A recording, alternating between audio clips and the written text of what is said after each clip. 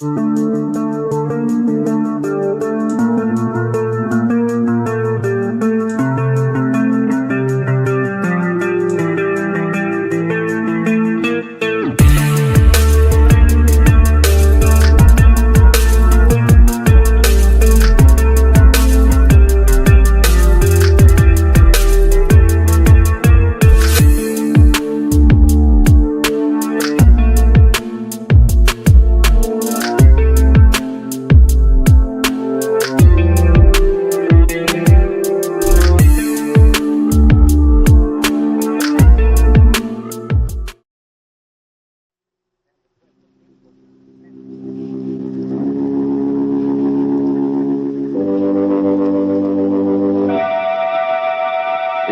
Sanctum Mystery, starring Burgess Meredith. Brought to you by the makers of Carter's Pills.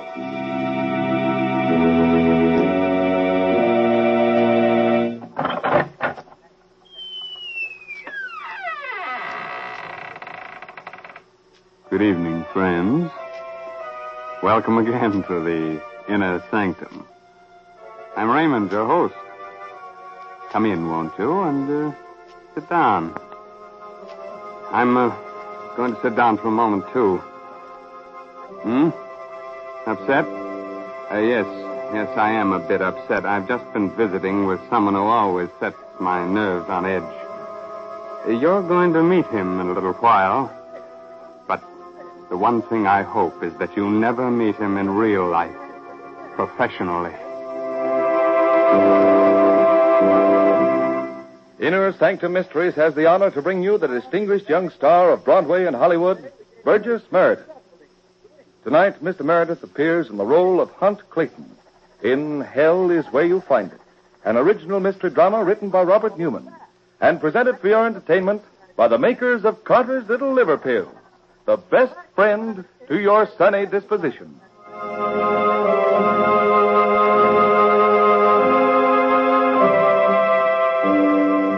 Now, we're ready to begin. My friend, I told you you'll be meeting him in a little while. And when you do meet him, you'll know it. Just as Hunt Clayton did. So, turn down the lights, put your smelling salts where they'll be handy, and listen to the story of the man who discovered that hell is where you find it. City morgue. A small room. Its white tile floor and walls gleaming under the harsh glare of the naked electric light bulbs. Against one wall, a row of marble slabs. The still shapes on them covered by shrouds of coarse canvas. Suddenly the door opens. Two men enter. One of them is the morgue attendant. The other is Hunt Clayton, wealthy art connoisseur and man about town, walking to the last slab. The attendant turns down the shroud, exposing the face of a girl of about 20. Yes, sir? Yes, that's her. Pretty little thing. Even now. You're a relative? You want to claim the body? No, I was a friend, and I only came down to, Come here, are you sure she didn't have a note on her? Anything about why she did it? Yeah, nothing. Somehow they never do when they go into the river. Lucky her name was sewed into her clothes. You might not have been able to identify her. Mary Delaney. Yeah. Wait. Yeah, another customer. Come in. Oh, excuse me, sir. I've come for my daughter. They said... Mrs. Delaney. You. What are you doing here, you murderer? Look, Mrs. Delaney. Wait a minute. Who's the murderer? Him, Mr. Hunt Clayton, standing there so fine in his evening clothes. Just a moment, Mrs. Delaney. I know this must have been a great shock to you and all that, but last time I saw Mary was 3 months ago. I know that. And I know that the police wouldn't call it murder either. But still, I say you killed her as sure as if you stuck a knife in her heart. Why do you think she did it? Took her own life that way. The faintest idea. Haven't you?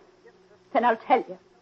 Taking her out, a poor innocent child, turning her head with your presence and all, Making her fall so mad in love with you that nothing else in the world mattered, and then throwing her aside like an old shoe. I'm very sorry you feel that way about it, Mrs. Delady. I came here because, well, if you need any money for the funeral or anything else. Money, is it? Get out of here. Get out! Very well. As a matter of fact, I should be going anyway. You'd better go, Mr. Clayton, and go fast. I'm not going to put a curse on it, though it's in my heart to, because I know there's no need for it. There's a curse on you already. A curse as black as your own black soul. What you did to my Mary isn't the end. You're going to go on, doing worse things, worse and worse, until the devil himself catches up with you. And when he does, you're going to remember what I'm saying to you. Remember it for a long time.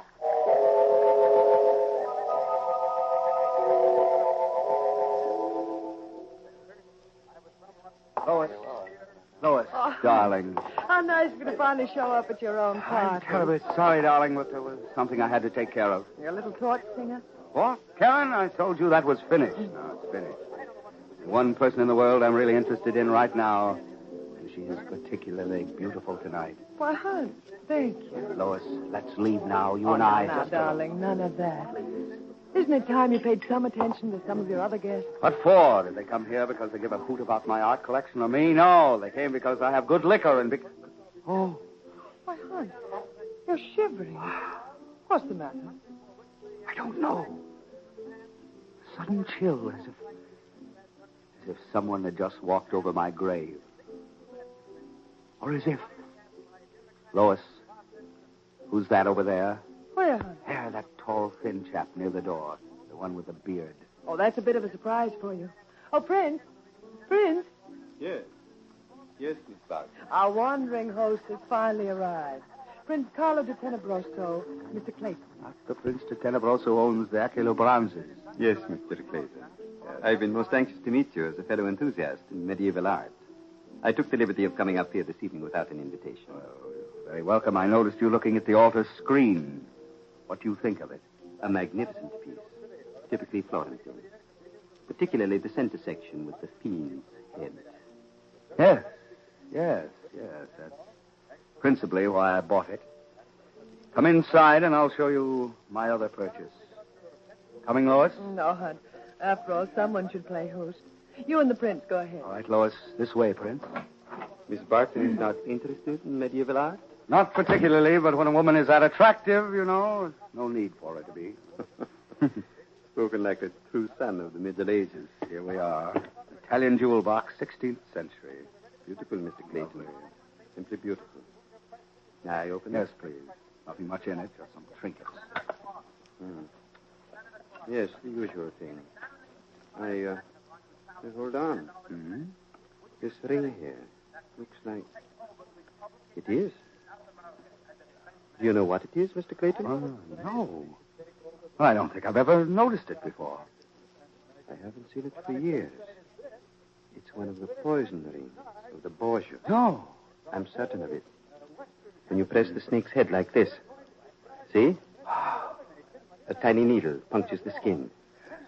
You'd better be very careful with it, Mr. Clayton. The Borgia poisons were very potent, very subtle. Yes, I know. One of the Borgia's rings. Well, I will be careful with it. I'd better put it away before. Hon, someone else just came in who is very anxious to see you. Aunt, I must... Karen, what? Excuse me. Karen Ingram, Prince de Tenebroso. Pleasure, Miss Ingram, I assure. Is anything the matter? Matter? You're staring at me so strangely. Oh, I'm sorry. You just looked awfully familiar. I was trying to remember where I'd seen you before. Might have been almost any place. But I imagine you're anxious to talk to Mr. Clayton, so... I'll go out with you, Prince. See you in a little while, hon. Right. So that's her. I must say you've got good taste. What was the idea of coming here? What was the idea of lying to me, telling me you were going out of town? I told you last week that we were finished. Aunt, you can't do this to me. You can't. Don't you understand? I love you. Oh, you and your love will make me laugh. All right, hon. I'll go. But you're going to be mighty sorry. Are you threatening me? In a way. You see, Besides reading about this little party of yours in the papers, I saw something else. A couple of lines about a girl whose body was found in the river. A girl named Mary Delaney. What do you mean? I mean, I've got a hunch that maybe Miss Barton, your friends in the newspapers, might be interested in hearing who she was and why she committed suicide. Anyway... Don't be foolish, Clayton. You can stop her. Shut her up for good. What? The ring. The Borgia ring. Karen, wait. Come back here. What do you want? Oh, please forgive me, darling. I'm not myself tonight, and if I meant what I'd said about being through with you, would I have bought you a present? A present? Yes, you see, this ring. It's lovely. It's very old. It's a token of love. Hunt. Oh, darling. Who will know about it? I told you the poison could never be detected. If you get out of here before it takes effect. Well, aren't you going to put it on for me, Hunt? Of course I am, darling. There. Oh, Hunt, if you only knew how... What's the matter? Something struck me. Yes. I'm not sure I like this ring. That snake on it. Darling, would you like to slip away from here? Just the two of us. Come with me. You mean now? Yes. Come now.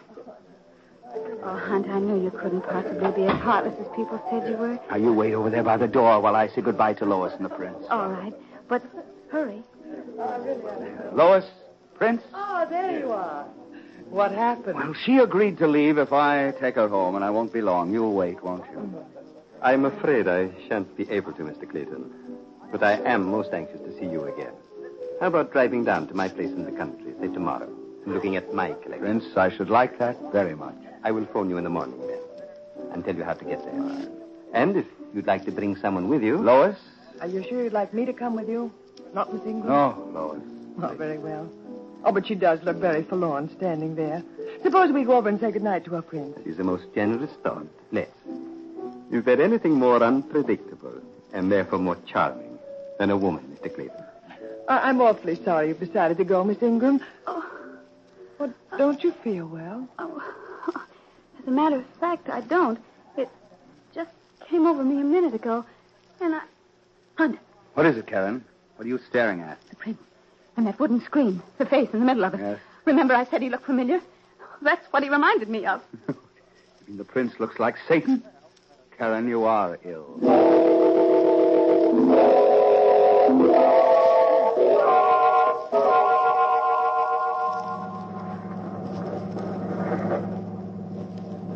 Did you hear from Karen today? No, dear. I was too busy to call her this morning.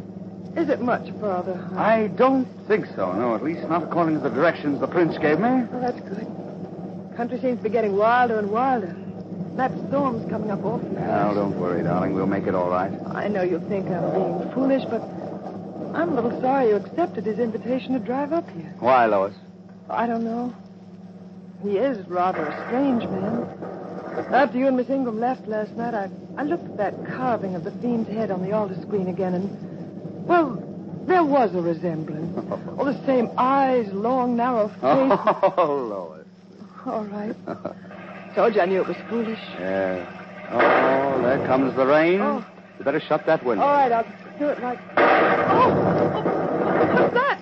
Nothing, darling. Just thunder. I didn't see that. I meant to hit What? that building, see? Well, yes. That must be the prince's place. It's pretty gloomy looking. Gloomy. With all those cypresses around it, it looks like a mausoleum. Oh, Hunt, I'm scared. Of what? I don't know, but... Oh, darling, please turn around. Let's go back. Why, we're almost at the gate. Don't be silly, Lois. Please, Hunt. I tell you, I'm frightened. If you won't go back, then stop the car and let me get out. Nonsense. Hunt, will you stop the car? If you won't, I will. Lois, what are you doing? Let go of that brake. Let go. It's getting...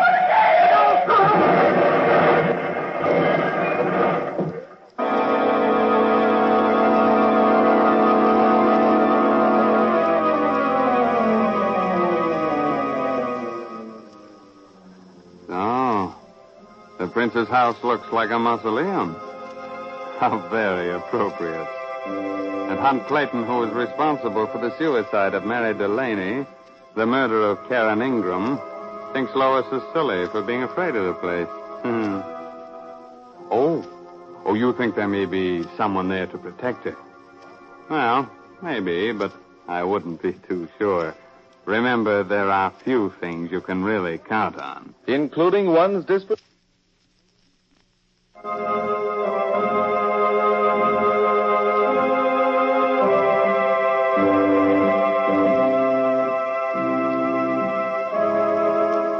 Now, shall I go on with our story? Several hours later now, about 9 o'clock that evening, and Hunt Clayton is lying in bed in a strange room. He's just opened his eyes. Puzzled, he's looking about him. Suddenly the door opened. Well, Mr. Clayton, so you are starting to sit up and take notice. Splendid. Prince, where am I? What happened? Do you not remember? You had an accident right at the gate. You were unconscious when we picked you up, so we carried you into the house here and sent for a doctor. He said you had a mild concussion, but that you'd be all right when you came to. That's right. Yes, I remember. Yes, Lois tried to stop the car, and I grabbed the brake and went into a skid, and... Lois, where is she? Was she hurt? Not even scratched. She waited to hear what the doctor had to say, made sure you were all right, and then she left. Went home by train. Oh. You do feel all right. Yes, I feel fine. Perfect, in fact. I think I'll get up, if I may. I'm afraid your clothes are rather a mess, but here is a robe and slippers. Thank you. Let me help you. Thank you very much. I am a little weak in the knees. I don't suppose such a thing as a drink around, do you, Prince? I certainly do have. You feel well enough to come downstairs? Just lead the way, please. I sincerely hope this isn't going to be too much for you. Mm-hmm. You see, I have a bit of a surprise for you. In fact, several surprises. Really? What sort? Well, the first one's right in there, in my study. Open the door and go in. Open the door, all right. Helen. Hello, hon. Can't be you. You're dead. What are you doing here? You kept calling for her while you were unconscious, so I took the liberty of asking her to come up here. She just arrived a few minutes ago. Are you sorry, hon? No. I'm not. Somehow I'm not. Somehow. I mean... It's all right. I understand. I may be wrong, but I have a distinct feeling that this is somewhat of a reconciliation. And I think we should all have a drink on it. Miss Ingram? Oh, thank you. What is it? A special vintage of my own.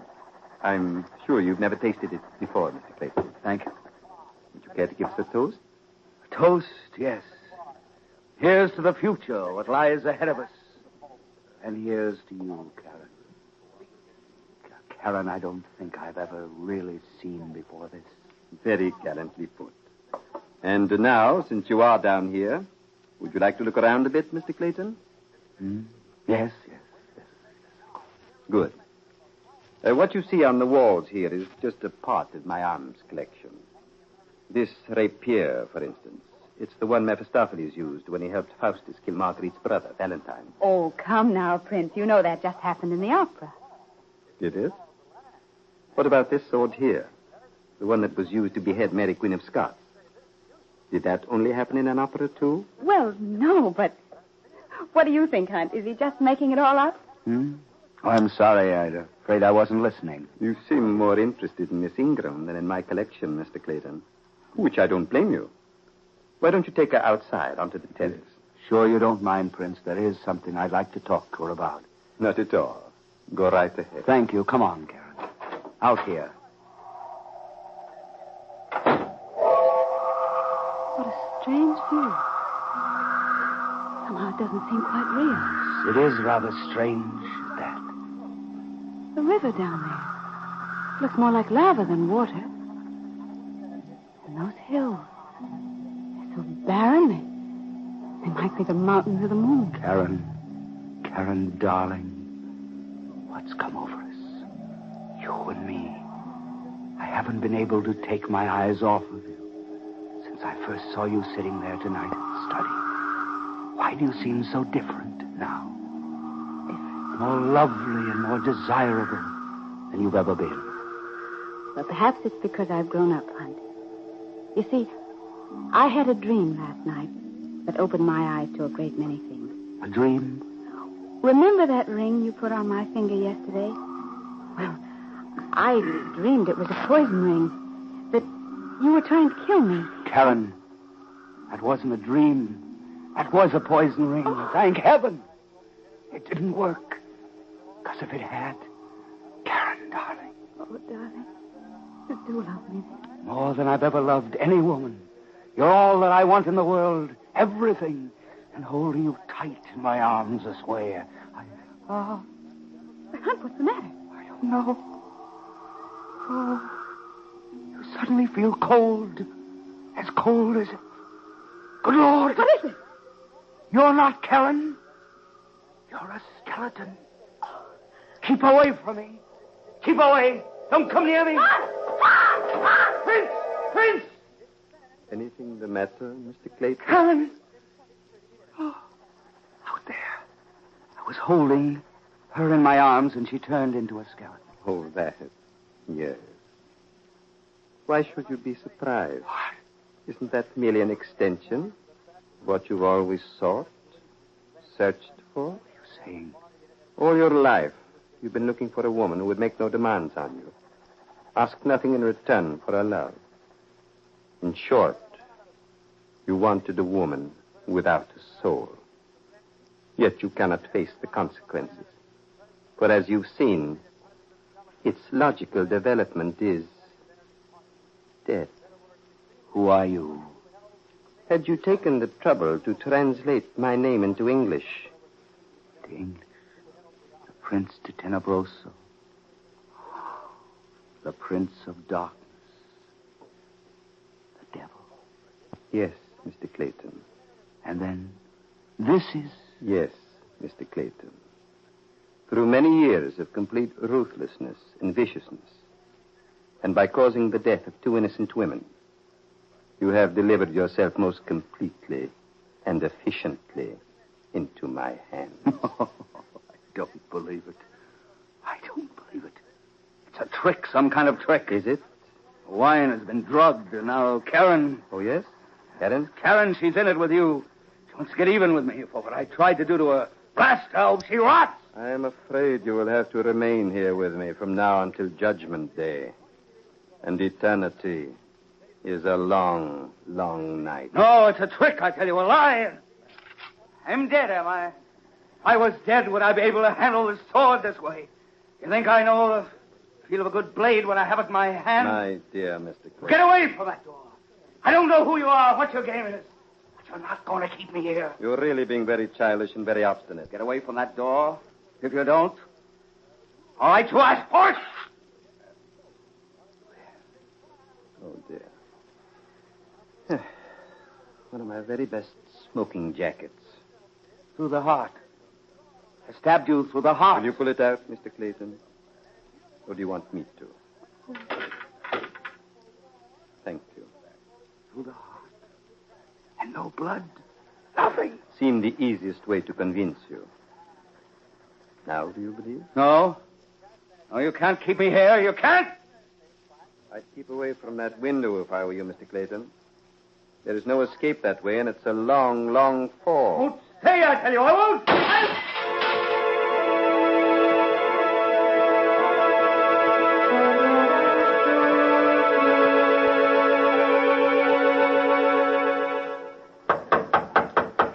Come in. Prince de Tenebroso? Yes? I'm the coroner. Oh, yes. This is Miss Lois Barton, the other witness. How do you do? How do you do? I'm very sorry to bother you, but I wonder if you'd mind going over the facts of the case again. Why not at all? I met Mr. Clayton for the first time the night before last. Invited him down here. He and Miss Barton had a bit of an accident, smashed their car up right at the gate. When we picked him up, carried him into the house, he was unconscious. I called in a doctor. He examined him, said he had a mild concussion. He remained unconscious for several hours. When he came to, he seemed perfectly normal, except that he kept calling Miss Barton Karen. Is that so, Miss Barton? Yes. Yes, it is. He went outside onto the terrace with her, came running back in great agitation, claiming she turned into a skeleton. I tried to calm him, but he grabbed a rapier from the wall and attacked me. When I disarmed him, he ran to the window, threw himself out. As you can see, it's a long drop. It's close to 100 feet. You confirm everything the prince said, Miss Barton? Yes. Yes, I do. The only thing I can't understand is why he kept shouting that the prince was the devil. I wonder.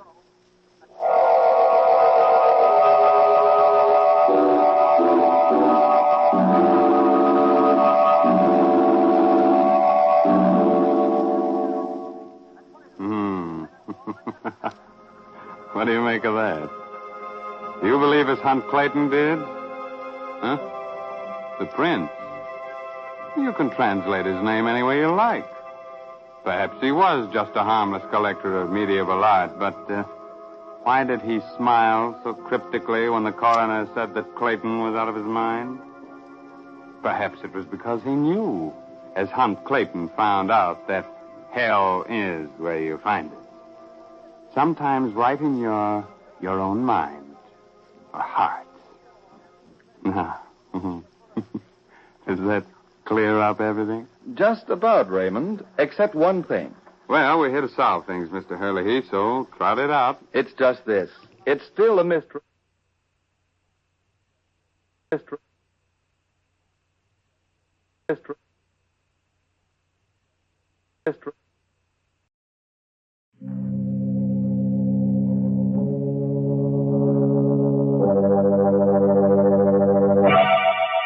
Lipton Tea and Lipton Soup present Inner Sanctum Mysteries.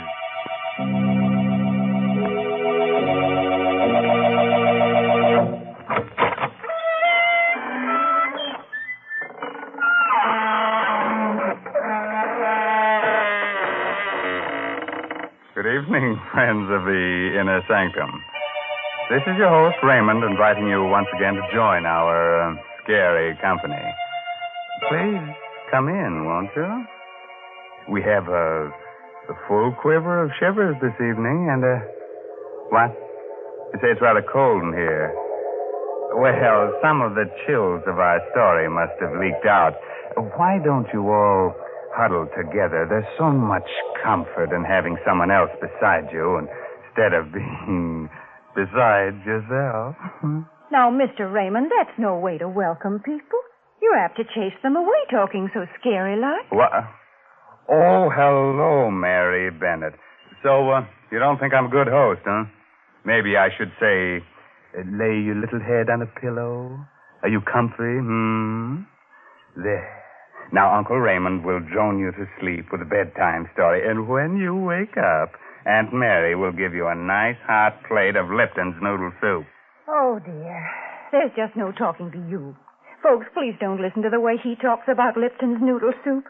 Try it for yourself. You just don't know how good noodle soup can be until you've tasted Lipton's.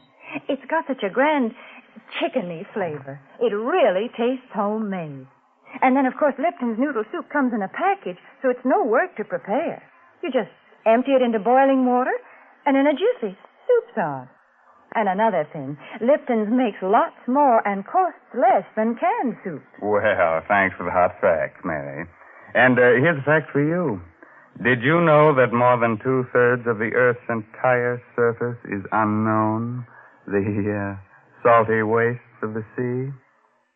Only a short distance under the surface, death lurks in 100 different shapes. And that's where we're going to take you tonight in Robert Newman's strange story of Death in the Depths.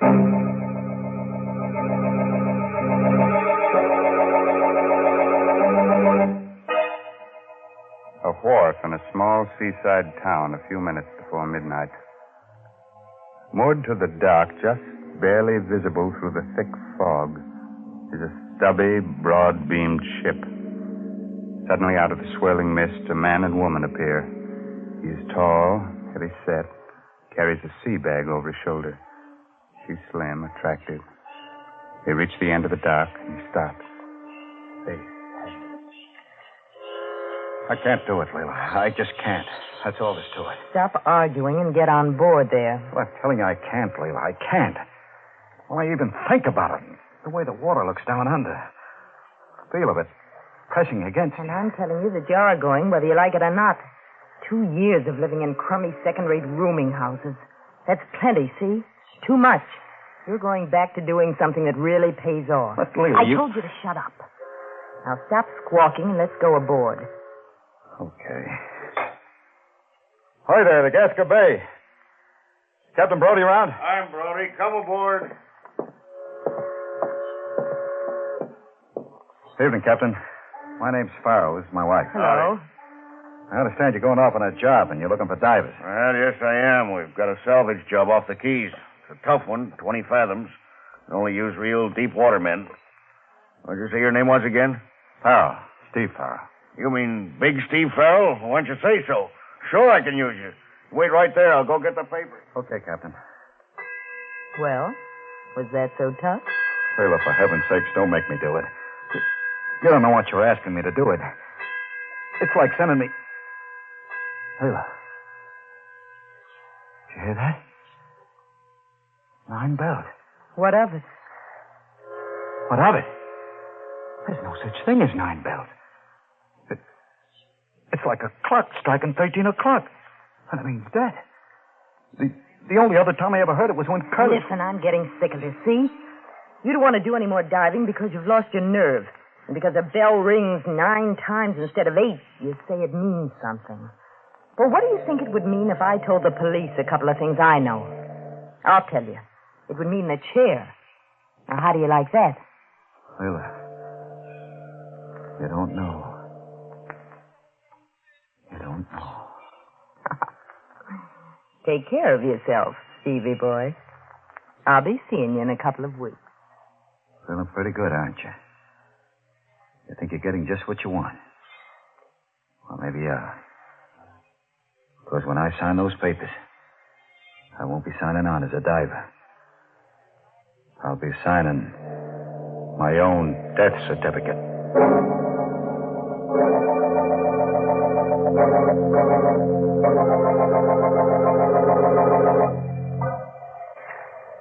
Well, it's set, Captain. Any instructions before they close me up? No, Steve. Can't expect much on a first dive, but see if you can determine the extent of the damage. All we know about her now is that she's about 1,500 ton. Her name was the Santa Elena. She went down the collision. Right, Captain. Okay, close them up. Start the pumps.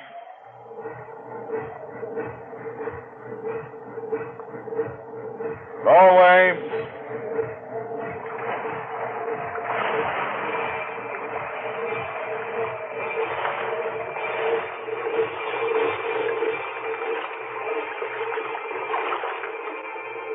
I'm scared. Scared. I swore I'd never go down again. Here I am. It's all just the way I remembered it. Nothing at first but the quiet. Just the pump, like the echo of your heart beating. And the light fading as you go down. Getting darker. And the cold. The pressure building up. Pressing harder and harder. Gripping you tighter and tighter as if you were being swallowed by something alive. Always down below where you can't see it. Something weighty. Something that... Stop it. Gotta stop it. There was a time when I really used to like diving. When did it all begin? This fear. Guess that night in the bar in Tampa. She told me she married Curly. Well, this is certainly quite an evening you're giving me, Steve. It's more like a wake than a celebration. Why are you looking at me like that? Wondering whether I should kill you. Whether I should talk to Curly and let him do it. What do you mean? You know what I mean. You know Curly. You ever found out how things were with you and me? Well, he's just young enough and crazy enough about you to put you away for keeps. I can handle Curly with my little finger. Besides, you wouldn't do anything like that. Wouldn't I? Why'd you meet me here tonight? You know it's because you wish you were married to me instead of him. So what? What are you going to do about it? You know darn well he'll never let me go. No. I guess he won't, but... we've got to do something. Yeah, but what? After all, he wakes for me. Diving's kind of dangerous. As a matter of fact, we're getting off on a job tomorrow that's pretty tricky. Steve, When you want something badly enough, there's always a way of getting it.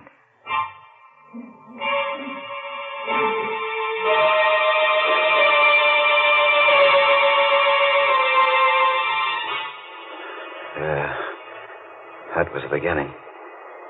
That wasn't when I was afraid for the first time. That came later. 2 days later, out on the reefs. 2 days of being with Curly and talking to him. Knowing all the time what I was going to do. And that last dive, late in the afternoon. Standing on deck with Andy, the pump man, and watching Curly through the clear water. Watching her move across the deck of the Hulk. As cool as she was, and... You going down too, Steve? Yeah, Andy. Maybe we can wind up today and start home tomorrow. You can handle both of us? Sure. Only watch the coral over on the port side there, sharp as a razor. Almost took Curly's boot off this morning. If you get into any trouble, well, I'm all alone up here. I'll watch it. Want to button me up? Yeah, sure.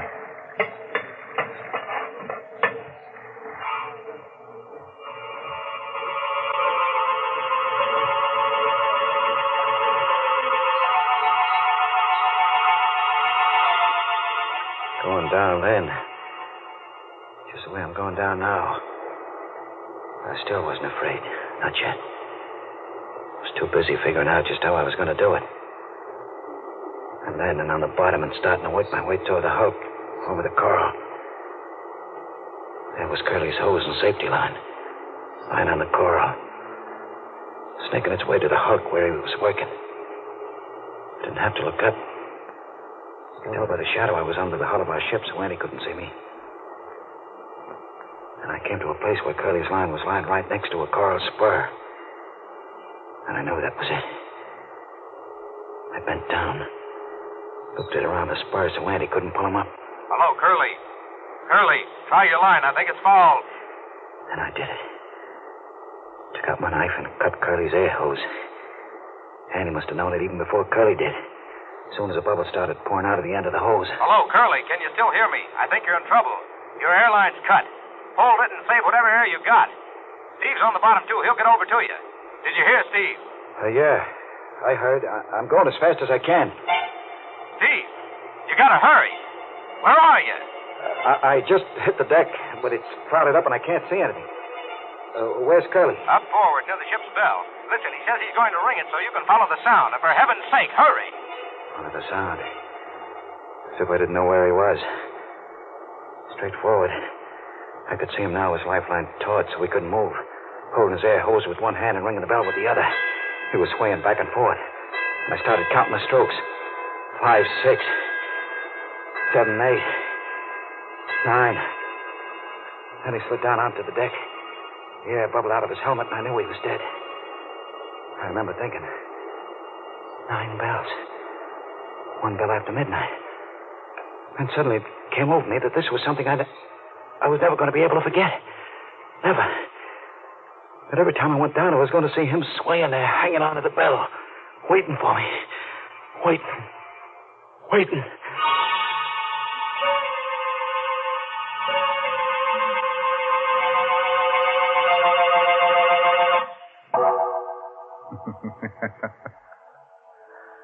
So that's why Steve Farrell wouldn't go back to his old profession of deep-sea diving. I should think it would lose some of its appeal if you expect to meet a dead man every time you go down. How about that, Mary? Climb aboard and tell us what you think. Well, Mr. Raymond, I certainly wouldn't like to be a deep-sea diver. To be all alone down there in the cold water with fishes and all sorts of things swimming around you. That's not for me. Oh, but just think, Mary, when you come up, you could have a nice hot plate of Lipton's noodle soup. I think you've really got something there. Lipton's noodle soup would sure be welcome at a time like that. It's such a heartwarming dish. It perks you up just looking at it, looking at those tender noodles floating in that golden broth. My, I'm getting to talk fancy. But really, folks, Lipton's does taste sort of special. It's got a chickeny flavor, and it just tastes homemade, like the old-fashioned noodle soup you used to make yourself. But heavens, I don't want to be interrupting Mr. Raymond's story, so I'll just say, try Lipton's real soon, won't you, folks?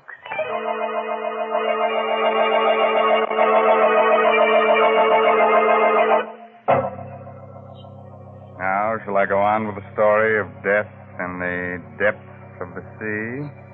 That strange underwater world where dead men ring their own death knell on the bells of sunken ships?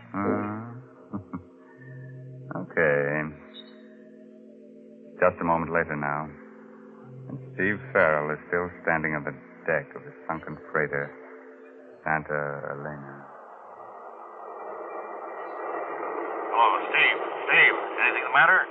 Why, no, Captain. I'm sorry. I thought I heard something funny, and I guess I lost my nerve for a minute. After all, this is my first dive in quite a while, but I'm okay now. Sure, we can haul you up, send Mike down. No, I'm okay. I'm going to stay. Well, all right, but don't forget we can't see you from up here. So keep talking all the time so we'll know exactly where you are and what you're doing. Check. I'm up forward now on the port side of the deck. I'm just going inside. The companionway door is jammed shut, and I'm blinking on it. There she is.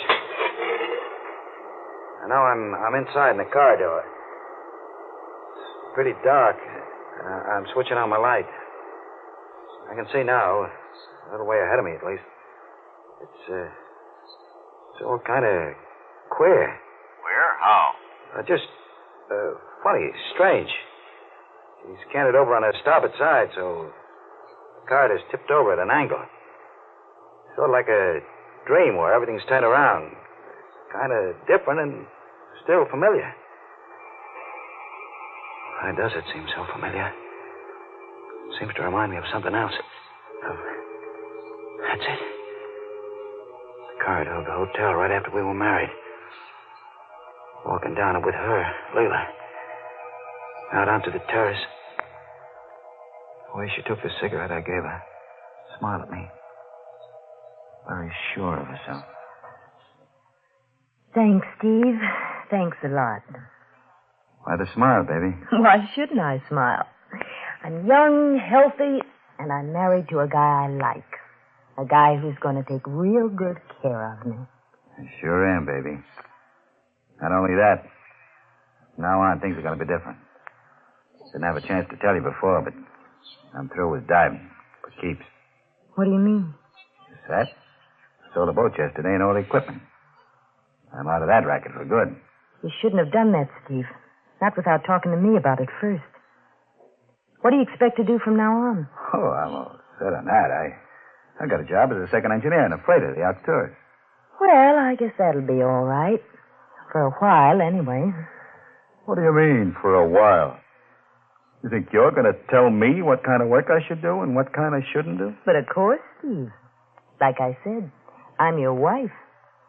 And besides, if I wanted to, I could tell either you or anyone else a lot of other things.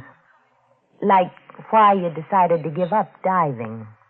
What are you talking about? Gave it up because I was sick of it. Is that the reason? Or is it because you're afraid that if you did do any more diving, you might start seeing things? Seeing what? Well, after all, you were right there when Curly had his accident and got drowned.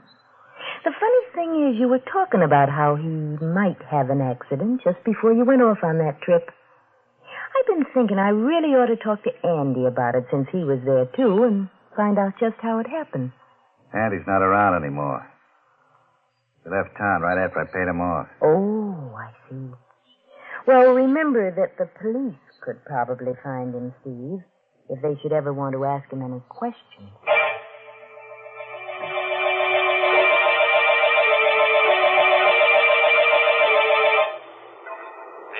Steve, what's the matter? Why don't you answer? Where are you? What? I'm sorry, Captain. Nothing's the matter. I guess I was just thinking about something else, and I'm at the end of the corridor now. Just opening the door to the engine room. I'm going across the gratings now and down the stairs. Funny. Something kind of familiar about all this. Pattern on the grills.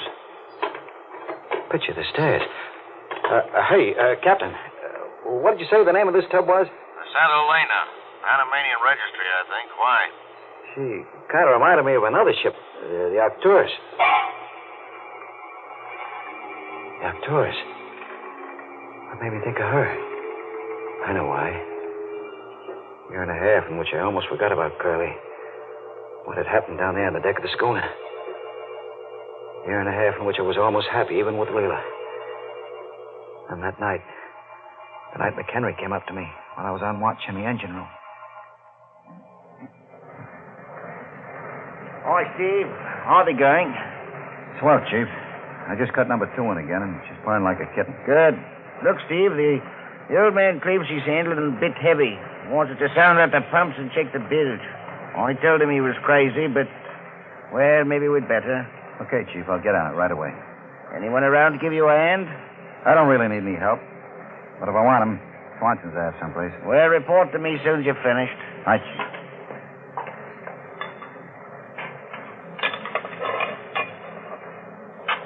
Oh, there you are, Swanson. Hey, where you going? Come back. Oh, let's go. Hey, wait. Wait a minute. You're not Swanson. Who are you? Hey, I'm nobody, Chief. Stowaway, huh? Hiding down here behind the boiler. Give me a break, will you, Chief? I ain't doing nobody any harm. Where I'll be. Steve, big Steve Farrell. Andy Andrews. And I wanted a break. This is terrific, Steve, like money in the bank. What happened to you anyway? Oh, usual thing. Run of tough luck. Been out of work for about a year now. Look, Steve, I'm pretty hungry. I ain't had nothing to eat since we left port. I guess I could pick up some stuff from the galley for you. But I'd have to be careful. It'd be the devil to pay if they found out I was hiding. Good old Steve. I know you wouldn't let an old shipmate down. And, Steve, while we're at it, I could use a little cash, too. Yeah, I figured that. Well, when we get to port, I guess I could let you have 10 or 20. That's not enough. I was figuring on, like, 500 for a starter. 500? Are you nuts? I don't think so, Steve. You see, after Curly had his little accident and you sold the boat and all the equipment, I figured you'd given up diving because you were kind of upset about it. Then I heard you'd married his widow, that Leela dame. I started thinking back. I remembered how Curly's air hose looked after we pulled him up. The place where it was cut wasn't rough, like it had been done by coral.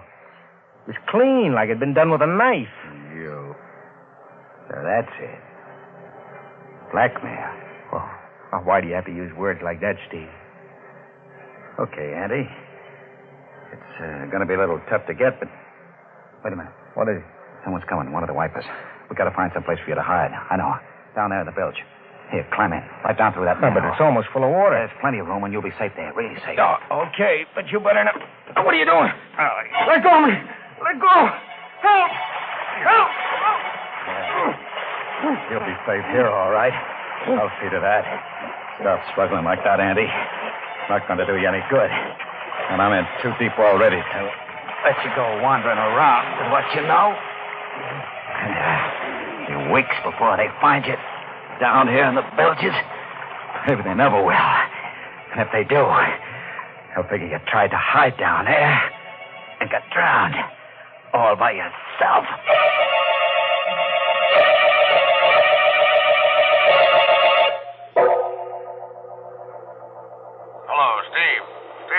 Talk up and stop mumbling. Where are you now? Down at the bottom of the ladder in the engine room. This light's not too good. The boilers are right in front of me. It seems to be some kind of a brass plate on the floor here. Captain! This isn't the Santa Elena. It's the Arcturus. What are you talking about? It is. Don't you understand it? It's the ship where I kill him. And he must still be down here. Down the bilges. Get me out of here. Pull me up. Okay, Steve. Don't take it easy. We'll get you up. Start hauling him up. Mike, you better go down there fast, see what the trouble is. Hurry up, for heaven's sake. I think I see something moving back there. Behind the boilers. Hey, Brody. ring like it did when Curly. That means that he's here, too. The boat's here. Can't you get me out? We're trying, but something's wrong with your line. Seems to be fouled. Now, look, Steve. Try to get out yourself. Start working your way back along your line. No good, Steve. You know that, don't you? You're here to stay. Andy. It is you. Sure, Steve. And I got a friend with me. A friend of yours, too. He's standing right next to you. Andy. We waited a long time, Steve. But now you're here with us. And now you're going to know exactly what it was like with both of us. You're going to know what it's like to drown. Steve, why don't you answer? What's the matter? Steve, your lifeline and air hose, I think they're gone. Andy, Curly, no. Let me go. Let me go. Too late, Steve. This is it. This is the way it was with us. Trying to fight it first, holding your breath. And then, when you can't fight it any longer, letting go. The water rushing into your mouth, nose. You choke at first, try to fight some more. Then everything starts to go black, and you relax. There are lights moving in the darkness, and suddenly you feel very peaceful and very free. Peaceful. Very free.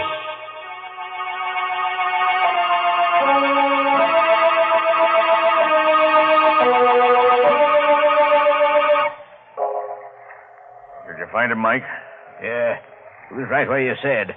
Down in the engine room. They're hauling him up now. It's going to be tough breaking the news to his wife. How did it happen? There's a heavy iron door leading into the engine room. It swung shut, cut his lifeline and air hose. You're saying an awful lot of stuff that didn't make sense, but there was something about a bell. Well, his lifeline was looped around the bell on the foredeck. Must have gotten caught when you tried to pull him up. And that may have rung the bell a few times. There was something else, though. You remember you said he kept asking if the ship's name was really the Santa Helena? Yeah? Well, there was a brass plate in the engine room with her original name on it. And it was the Arcturus. They must have changed it when they re-registered her.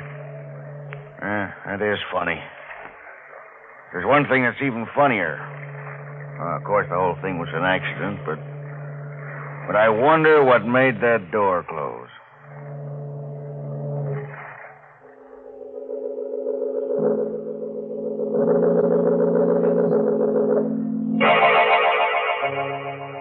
Oh, you do, huh? Even with two able-bodied ghosts about? But that's the way we like to leave you, with a couple of things to keep you wondering. And when we do, then we've known we've really rung the bell. The funeral bell. Oh, Mr. Raymond, with all the different kinds of bells there are, why do you have to talk about that kind? All right, Mary. Pick your own bell, see if I care. All right, then I'll choose a dinner bell. Will you ring it 9 times, huh? No, sir. You only have to ring it once if you're serving Lipton's noodle soup. And folks will come swarming to the table, because they know it takes Lipton's to show how good a noodle soup can be.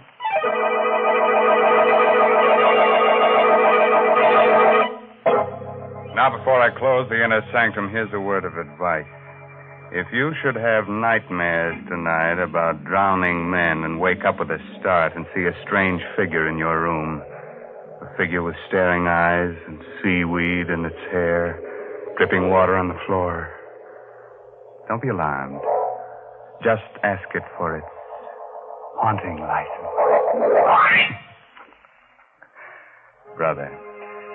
By the way, this month's Inner Sanctum mystery novel is Net of Cobwebs by Elizabeth Sanksay Holding. Well, now it's time to really close that squeaking door until next week at this same time when Lipton Tea and Lipton Soup present another Inner Sanctum mystery directed by Hyman Brown. So until then, good night. Pleasant dreams.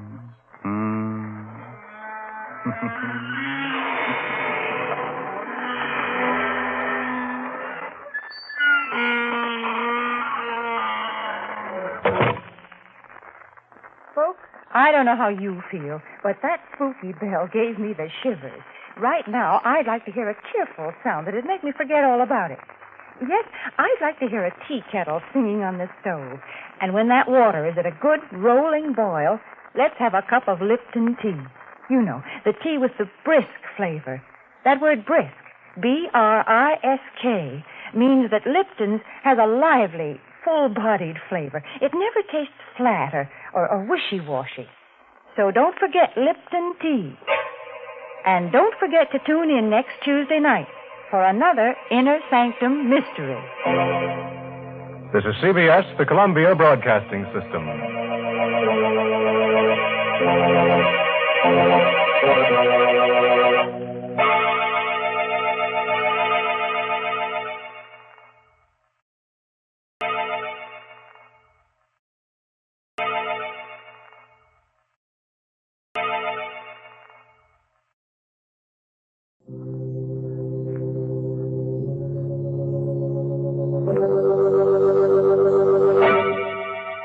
Lipton Tea and Lipton Soup present Inner Sanctum Mysteries.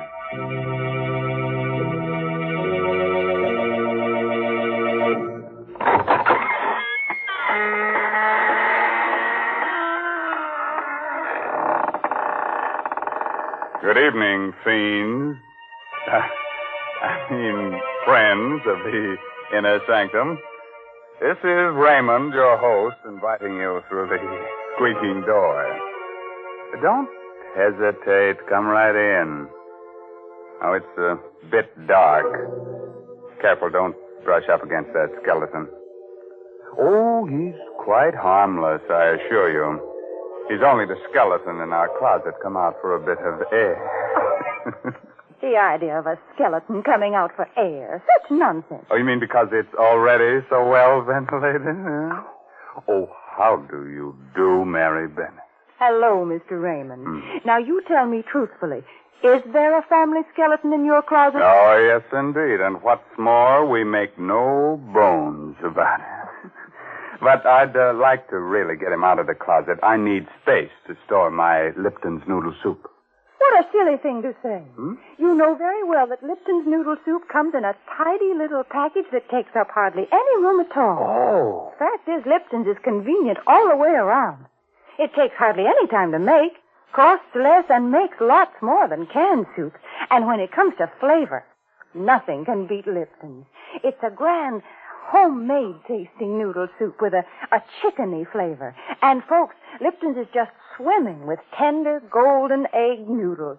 It's like I always say, you just don't know how good noodle soup can be till you've tried Lipton's. And like I always say, tonight put a tight hat on your head so your hair won't rise.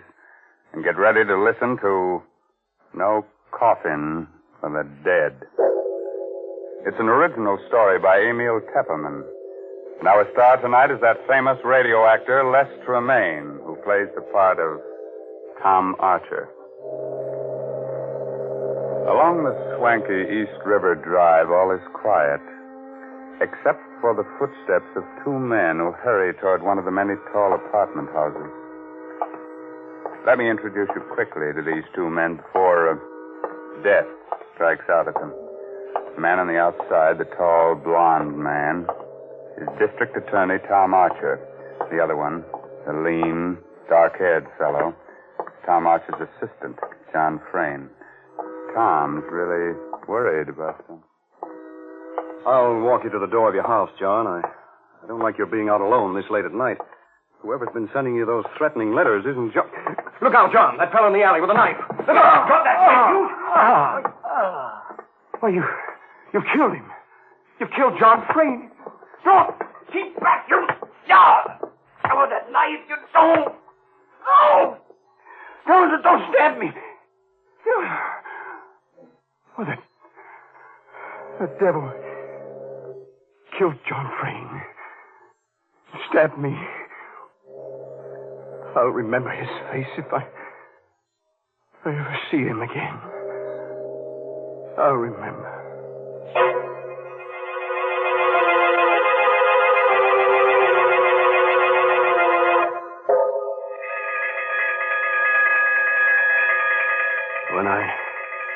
began to regain consciousness after that attack. I was lying on the ground at the mouth of the little alley near John Frame's home. A fussy little ambulance intern had just finished working over me. There was a small crowd around me. And I glimpsed the face of Detective Inspector Lambert just behind the intern. There. Feel better now, Mr. Archer? How is he, Doc? How about got him fixed up, Inspector Lambert? I think he'll be all right. He's conscious now. Can I talk to him? Yeah, but better not move him for a few minutes till the shock wears off. How are you, Mr. Archer? Oh, pretty good. I feel like a mummy with all these bandages. Yeah, both hands. What did they do? Jump you with knives? Oh, we were passing the alley. John and I... John? What happened to John Frame? Speak up, Inspector. What happened to John? Now, take it easy, Mr. Archer. John's dead. They got him in the back.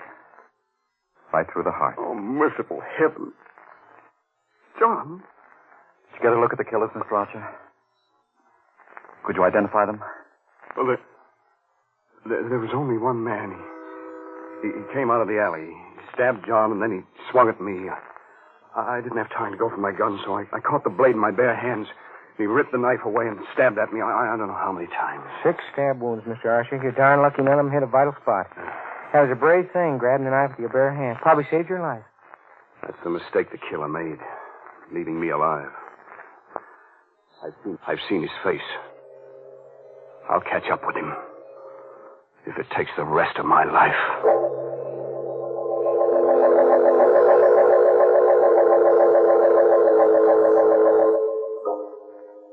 I was a bit shaky on my feet when Inspector Lambert and the intern helped me up. But I insisted on going over to where the body of John Frame lay, covered with a white sheet. And then I saw Susan, leaning against the great comforting bulk of old Mrs. Hogan, her housekeeper. She was looking down at the shroud that covered her husband's body. It was God's will, Mrs. Frame. Susan. Oh, Tom. Tom, I can't believe it. The John. Be brave, Susan. John's dead. Nothing I can say will replace him. Have you any idea who the murderer is?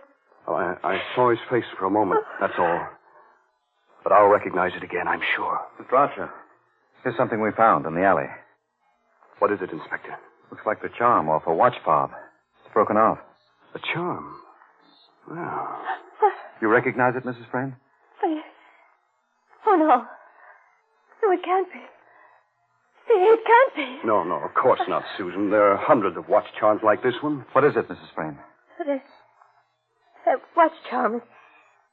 My younger brother, Peter, wears one just like it. Oh? Oh, nonsense, Lambert. You can buy those in any jewelry store. Besides, I saw the killer's face. It wasn't Pete. Mrs. Hogan. Yes, Mr. Archer? Please take Mrs. Frame upstairs now. That I'll do. Come along, darling. I'll see you later, Susan. Oh, please stay here, Tom. You're hurt. All those wounds. I'll be okay.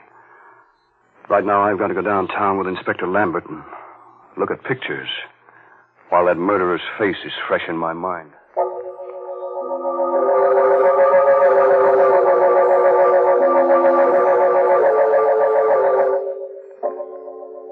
At headquarters, I looked through hundreds of pictures in the Rogues Gallery. It was just 2 hours before I came upon the photograph. Lambert, this is our man. You're sure? I'm positive. I'll never forget that face. Turn it over. Let's see the name, quick. Right. Bart Hogan. Good heavens. Bart Hogan? That would be the son of old Mrs. Hogan, the Frame housekeeper. Lambert and I both remembered the case of Bart Hogan. It went back 5 years, before John Frame had married Susan. Bart Hogan had lived with his mother, both working for Susan's father. One day, Bart Hogan had snatched up a kitchen knife and attacked Susan's father with mad fury. Only John's lucky arrival had saved the old man. John subdued Bart Hogan, The mad youngster had been committed to the state asylum for life. But he had escaped 7 months ago. Nobody had heard from him since then. Until tonight. Great Scott. So that murderous kid has come back after all these years. To get his revenge. I'm going back to the Frayne house. I want to talk to Mrs. Hogan. You think she might know where her son can be found? Who knows? I'll talk to her anyway. By the way, Mr. Archer. Yes? While you're up there, suppose you just kind of check on whether Brother Pete has lost his watch charm.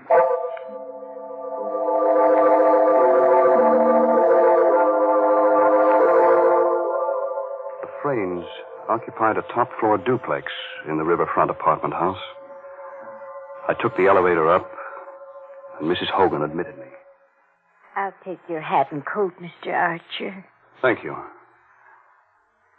Mrs. Hogan, where's your son, Bart? Bart? Well, why'd you ask after Bart? Have you seen or heard from him since he escaped from the state asylum? What makes you ask that? Mrs. Hogan, there's reason to believe that the person who attacked us in the alley is your son, Bart. Oh, no. Never say that, Mr. Archer. I'm afraid it's true. No, it couldn't be. I swear to you, it couldn't be Bart. Why not? I can't tell you why. But it wasn't Bart, I'm sure. What makes you so sure? You know where he's been hiding since his escape? You know where he is now? Oh, heaven help me. If you know where he is, you must give him up. But he didn't do it. He didn't. Believe me, Mrs. Hogan, I understand how you feel. But it'd be far better for Bart to go back to the state asylum than to be hunted for this new crime. If he didn't do it. Mr. Archer, if I prove to you that Bart couldn't have done it, would you let him be? Not make him go back to the asylum? Well, I don't know what to say. You see, I was downtown just now, and I recognized the picture of the man who attacked us. It turned out to be your son. There's very little chance that I was mistaken. But if I prove he couldn't have done it? How can you prove it? Well, come, I'll show you.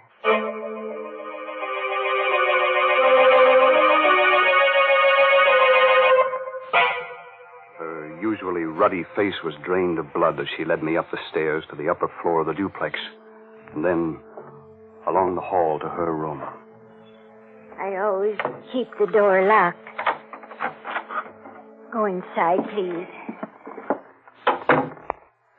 Oh, I don't see anything in this room, Mrs. Hogan. Well, over here, please, the closet. Oh. Is that you, Ma? Is that you? It's all right, Bart, darling. I brought a good friend. Good heavens. You've been hiding him here in this closet? For 7 months now. When he escaped from the asylum, he came here. I cleared out the closet. It just holds the cot. He lies in there night and day. Where's he, Ma? Why'd you bring him? What's he want? Don't be afraid, Bart. Mr. Archer won't hurt you. He wants to ask you some questions. Bart, have you been out of this room tonight? Out? Me? Not a chance. He tells the truth, Mr. Archer. Here, I'll pull the blanket back and show you the proof. There. Look at his legs. He was shot in both legs when he escaped from the asylum. I couldn't get medical attention for him, and the wounds never healed properly. I see. You must believe me now, Mr. Archer. Bart couldn't be one who attacked you, because, well, he'll never be able to walk as long as he lives.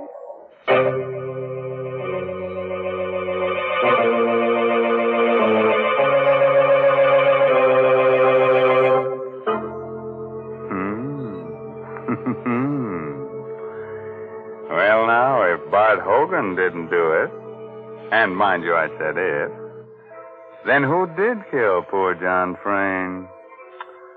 Well, whoever killed him must have been a rather cheerful person because he took life so cheerfully. Cheerful indeed. Mr. Raymond, you've always had such gruesome thoughts on your mind, you wouldn't recognize something cheerful if you met right up with it. Oh, now, Mary, aren't you being a bit unfair? No, I'm not. You just don't know what folks like. But you listen to me, because I'm going to make a suggestion that'll please everyone. All right. Folks, if you want to give the boys overseas a real taste of home, why not send them a package or two of Lipton's noodle soup? It's so easy to do. You don't even need a request slip. You know, a bowl of hot soup makes a mighty good snack for the boys. And when they receive Lipton's noodle soup mix, they're getting that old-fashioned kind of chickeny tasting noodle soup. So send a package or two of Lipton's to your favorite serviceman. That's a terrific suggestion. And here's another thing that pleases me. There seems to be plenty of murder ahead in tonight's story. You remember that pretty little girl, Susan? Well, looks like she's next on the murderer's list. How about that, Tom?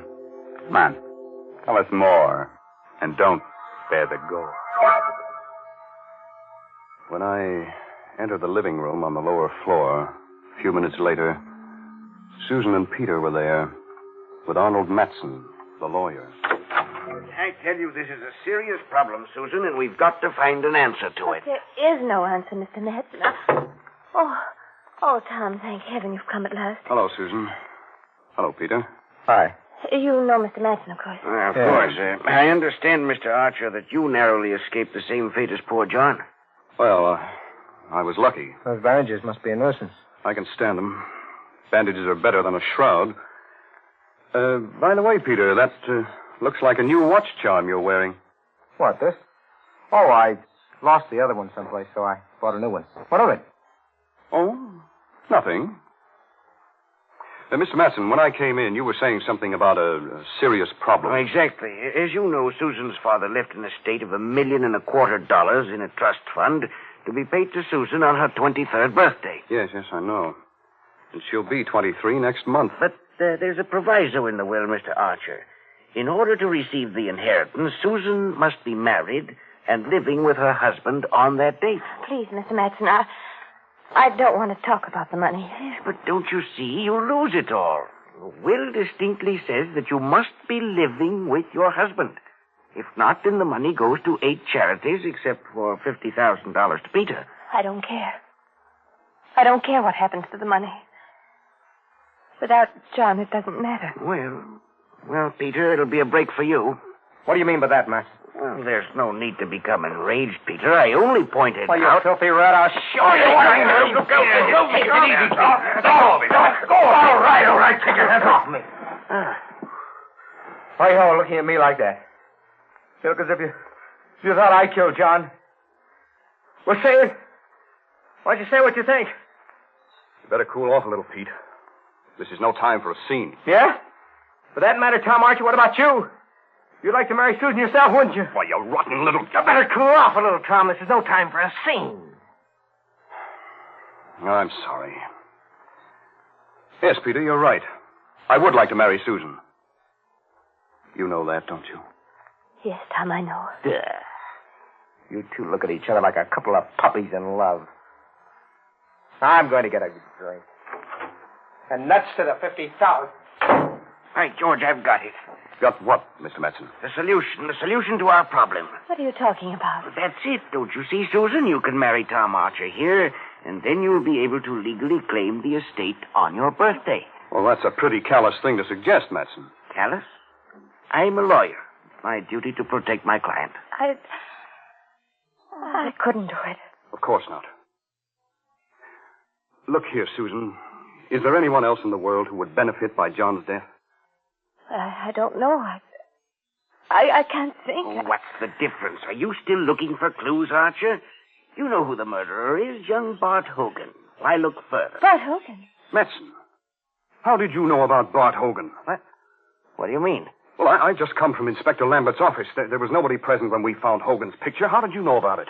Well, it's really quite simple. I phoned headquarters a little while ago, and Inspector Lambert told me. Archer, Matson! What's that? Peter! Archer, come quick, in the kitchen. Come along, Matson, quick. Yes. You stay here, Susan. All right, Pete, take it easy. We're coming. Down the hall, in the kitchen. Get hold of yourself. You open the door. I can't. Well, go ahead, Archer. Open it. Huh? Good heavens. It's Mrs. Hogan. She lay on the kitchen floor on her back, with blood all over her clothes. The blood came from a gaping knife wound in her throat, and the knife lay on the floor alongside her. I found her that way. Her body's warm. She was killed within the last 10 or 15 minutes. Then the killer's running loose somewhere in the house. Susan! She's alone!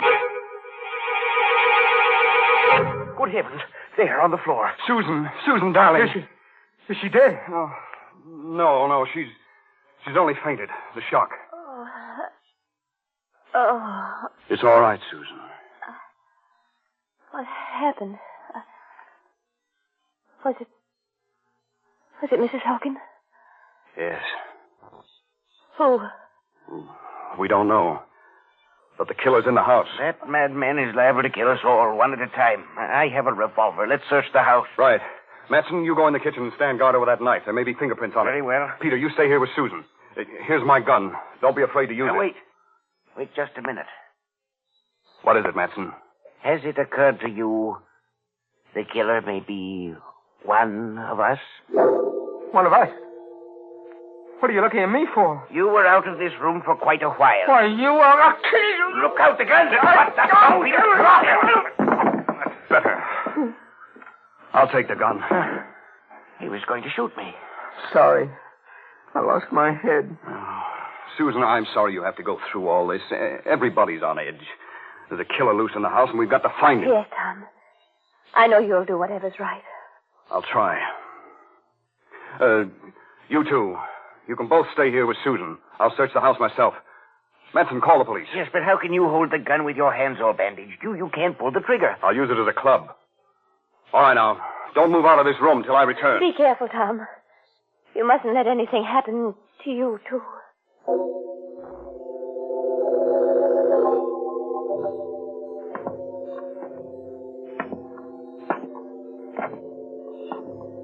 I went slowly up the stairs to the upper floor, gripping the gun by the barrel in my bandaged hand.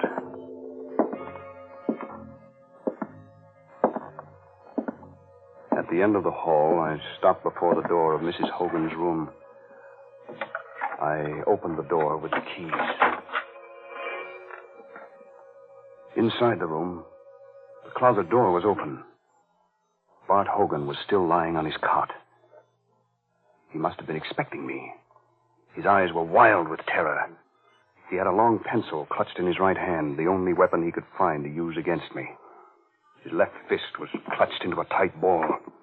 He watched me, stiff with fear, as I moved slowly toward him, across the room. Keep away from me. I had no time to waste on him. I swept beside the fist that clutched the pencil. Help! And brought the revolver butt down hard on his forehead. I went over to the window. Then I went back to the bed and pulled the sheet. Pulled it away. Lifted him.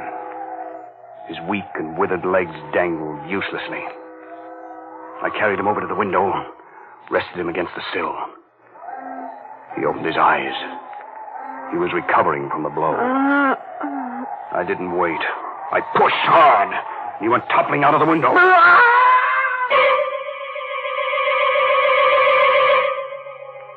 I leaned over and saw the body strike against the 10th floor setback, then go hurtling into the air and smash down upon the pavement far below. There wasn't enough of him left to perform an autopsy on. They'd never know his legs had been no good, that he hadn't been able to walk. Everything would be easy sailing from here on. Susan would marry me to save the estate. $1.25 million. Oh, I've been clever enough.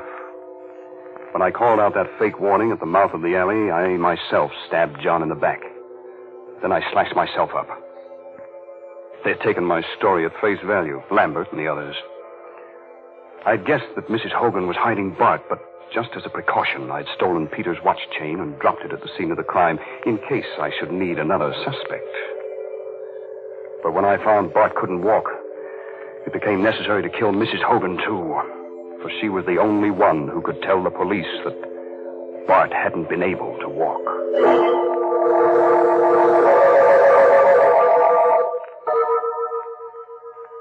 All I had to do now was go down and say I'd found Bart, we had fought, and he had fallen from the window. The perfect crime.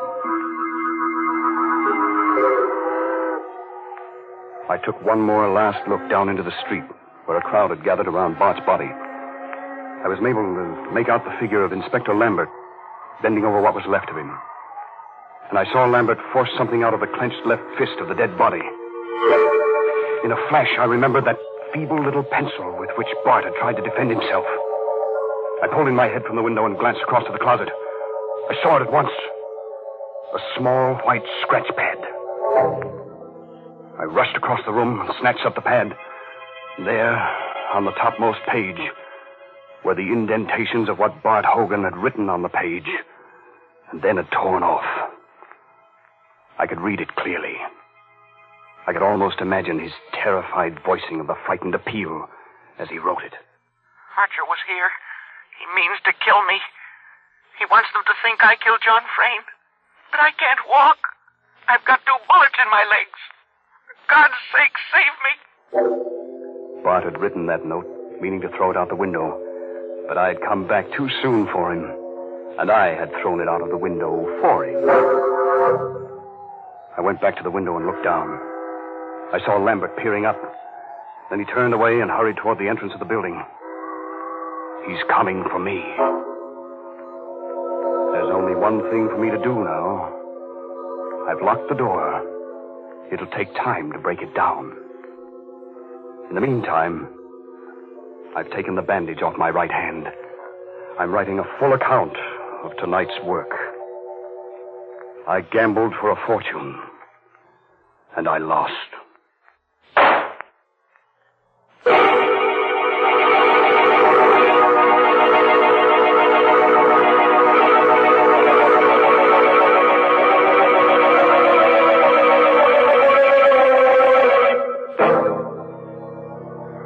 Oh, dear. And I loved that boy so. Yes, sir, he seemed like such a nice young man. Well, his trouble was he tried to commit the perfect crime without first practicing up on minor crimes. He should have started by stealing watermelons and then maybe tried his hand at robbing mail trains. Mr. Raymond, what are you suggesting? And just when I was getting ready to tell people to send a bowl of soup to the boys overseas. Wouldn't the soup get cold by the time it arrived? Oh, of course not. Why, Lipton's noodle soup mix comes in a flat package. You simply send it along to your favorite soldier. And he'll be pleased by your little gift because this noodle soup is just like it's just like a taste of home. So enclose a package or 2 of Lipton's the next time you write to him.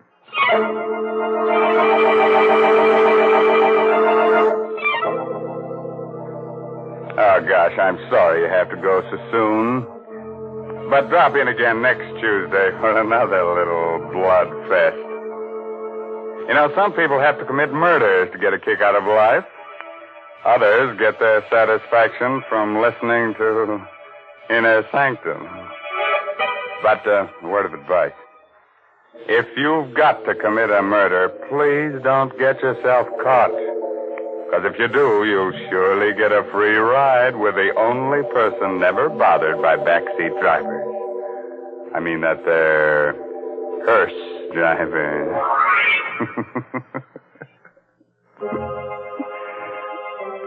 By the way, this month's Inner Sanctum mystery novel is A Time to Die by Hilda Lawrence. And now I guess it's time to close that there squeaking door until next week when Lipton Tea and Lipton Soup bring you another Inner Sanctum mystery directed by Hyman Brown. So until then, good night. Pleasant dreams.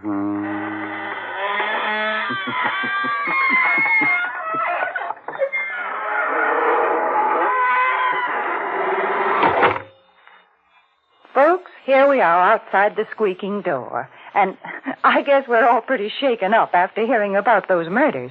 But I know just the thing that'll put us back to normal again. It's Lipton tea.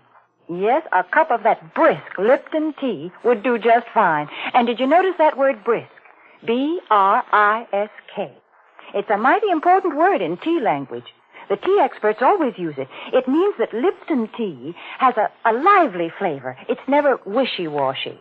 That's why most folks prefer Lipton's to any other kind. Now, don't forget, that's Lipton tea. And don't forget to tune in again next Tuesday night to Inner Sanctum.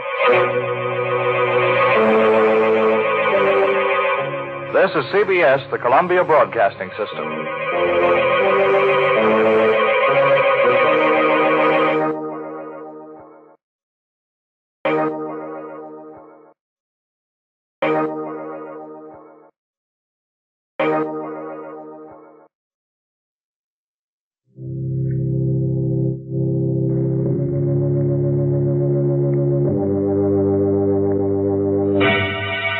Lipton Tea and Lipton Soup presents Inner Sanctum Mysteries, starring Miriam Hopkins.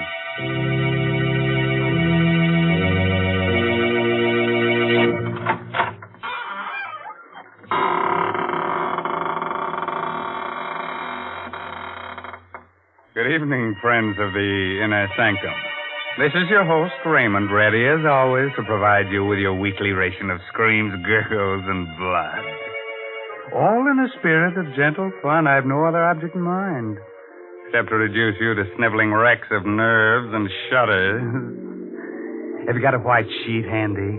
You might wrap it around yourself in case a ghost shows up. You'll think you're in the business and pass right on through you. Now, Mr. Raymond, don't be so silly. You know there are no such things as ghosts. Who said that?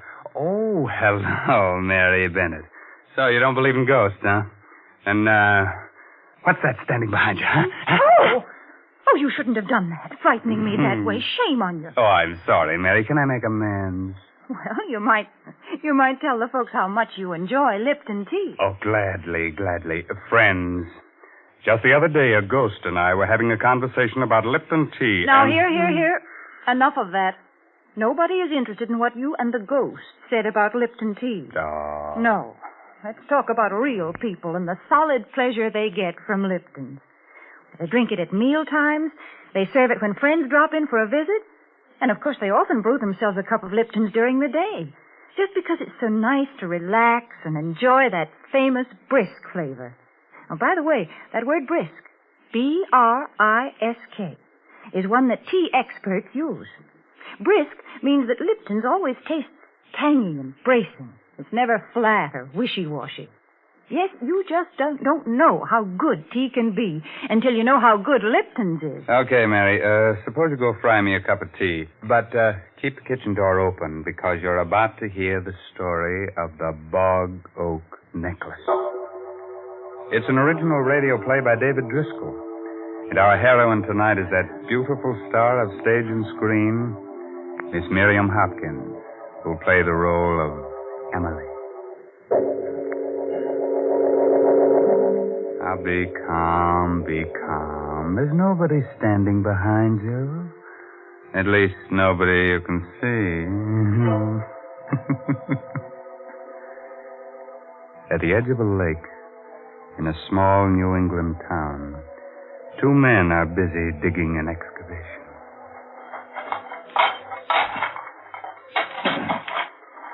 Must have been like a cave around here once, huh?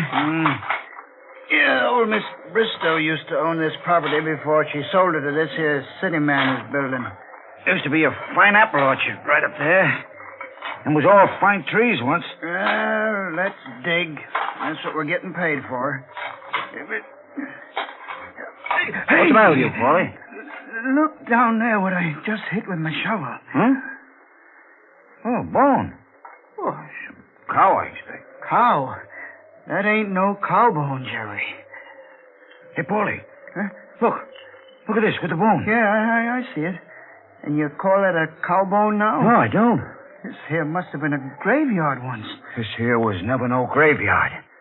The river used to come right up to here almost before the big flood. Before they built the dam. Hey, what are you doing? Get your coat and hat. You're bringing that with you? Of course I am. Hat and this. Yeah, but there must be a skull here, too. Of course there must be. But we don't have to look for that, Polly. That ain't our job. Come on.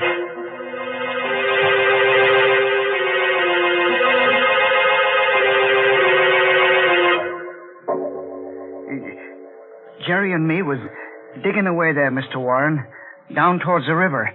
And all of a sudden, Jerry kind of yelled. And when I asked him what's the matter, he shows me this leg bone. So I looks, and there's the skeleton right at his feet. I see. So I figure, you being the county attorney here, you're the man who ought to know first. Yes. Now, this place by the river that you're talking about, it's the land that city man bought to build a home on? Yeah, that's right. He bought it from old Miss Emily Bristow. And then we found this, too. Around the, well, I guess you'd call it the neck. That is, where the neck would be. Is there anything wrong, Mr. Warren? Where did you say you found this bone and this necklace? Well, Jerry and me is making a trench for a water pipe, and we're digging where the old riverbank used to be. Right near the river edge. Leave the necklace with me. If I need any more help, I'll get in touch with you. That's all. Yeah, yes, sir. 40 years. 40 years. Emily Bristow.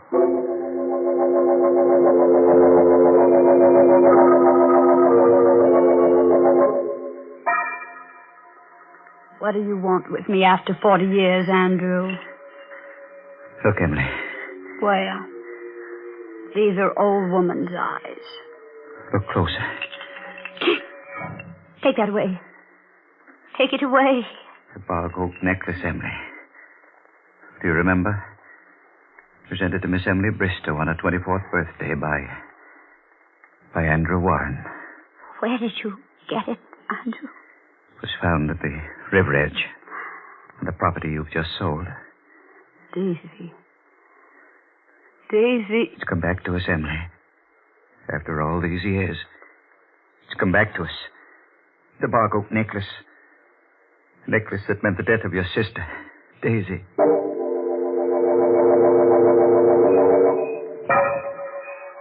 Oh, Andrew.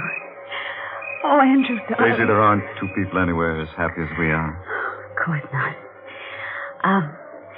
May I tell Emily? Why, yes, I suppose so. After all, she's your sister. She should know. Good night, darling. Look at that moon. Smiling at you. Oh. I'm going to close my eyes, and I won't open them until you're down the road out of sight. Good night, sweetheart. Oh. Good night. Good night, sweetheart. Good night, moon. Good... Oh! Young ladies shouldn't stand staring at the moon that way. Oh, Emily. You frightened me so. Did I? You had a nice drive with Andrew in the moonlight, I hope. Mm-hmm. Emily. Andrew. Yes? Andrew and I, we're... Oh, darling. How will I ever stop my heart from beating so? I can't... Let me say it for you. You're engaged. There you are. It was easy, wasn't it? For you? You've no idea how easy it was for me.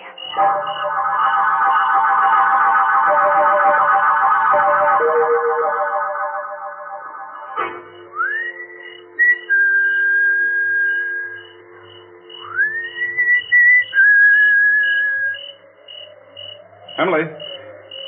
Right here. Emily. I wanted to see you so badly. She's already told me, Andrew. Emily, I want you to understand about this. I know how this must hurt you. You've got to break it off. You've got to. You can't marry her. Andrew, listen to me. Please. Please marry me. I beg you. Emily, we must be sensible. I beg you. If you love me, Emily, you must let me do what I feel is right. I can't let you marry Daisy. You're mine. I must have you. If not me, Andrew, no one. No one else at all. It's too late now. Forgive me. I'll never forgive you. And I'll never let you go. Emily. Never. Never. Never.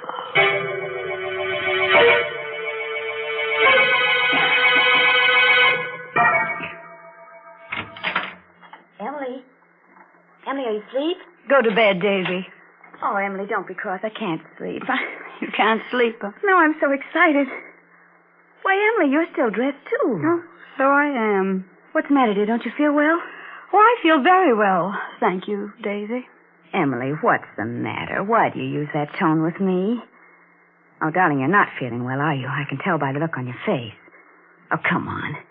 Come on out into the night. The moon is full, and let's walk up to the apple orchard. After all, Emily, even though we're going to be separated, it won't be forever.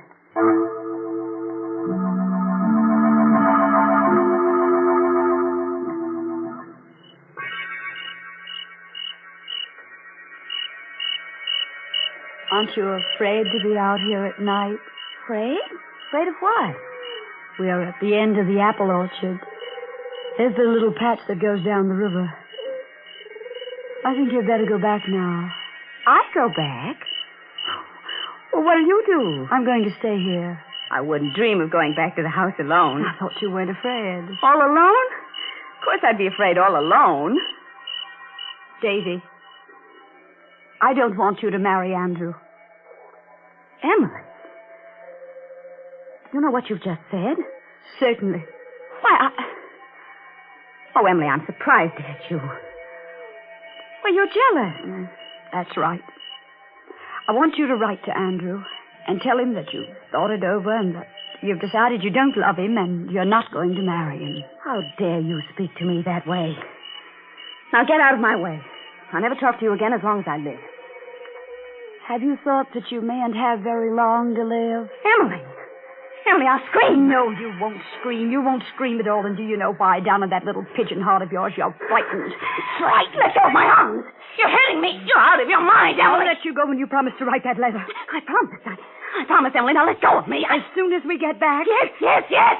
And don't you dare breathe a word of this to anyone ever as long as you live. I promise. Now, I think we understand who loves Andrew. Yes. I'll let you go. You don't know how close you came. Come back here, Daisy. You'd run away, would you? Emily! Emily, I wasn't running away. Please let me go.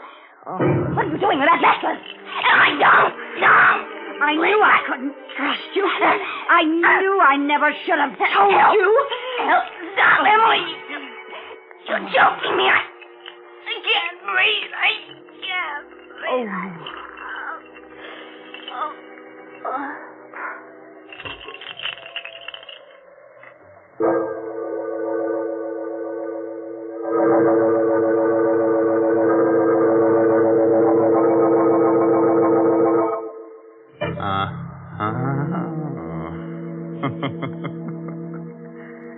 Well, girls will be girls, I suppose.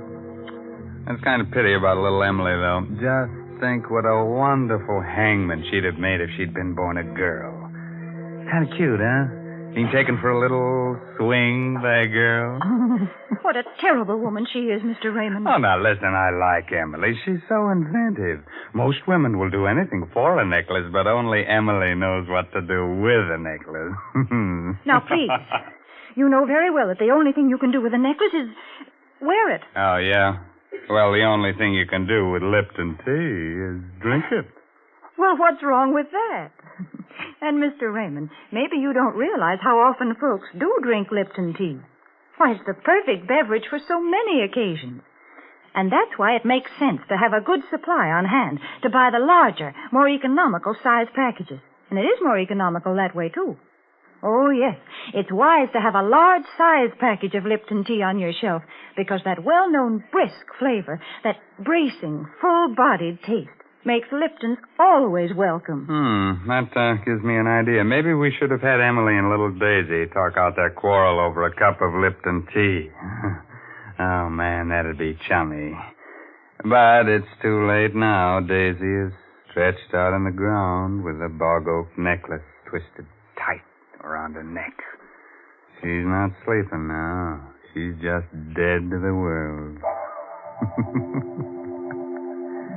So, let's get back to our star, Miss Miriam Hopkins, who plays the role of Emily.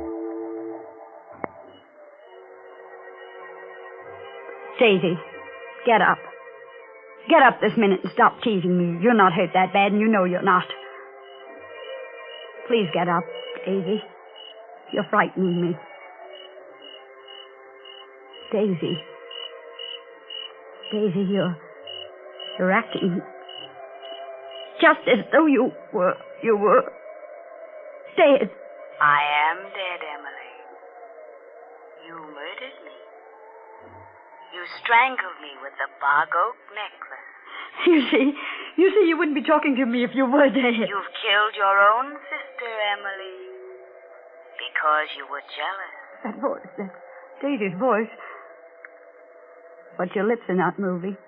How can you be speaking to me, Daisy, when your lips are not moving? They'll find me here in the orchard with your necklace around my neck. And they'll know you did it. And they'll punish you. You'll never be allowed to marry Andrew. I will marry him. I will. Oh, what am I saying? Who am I talking to?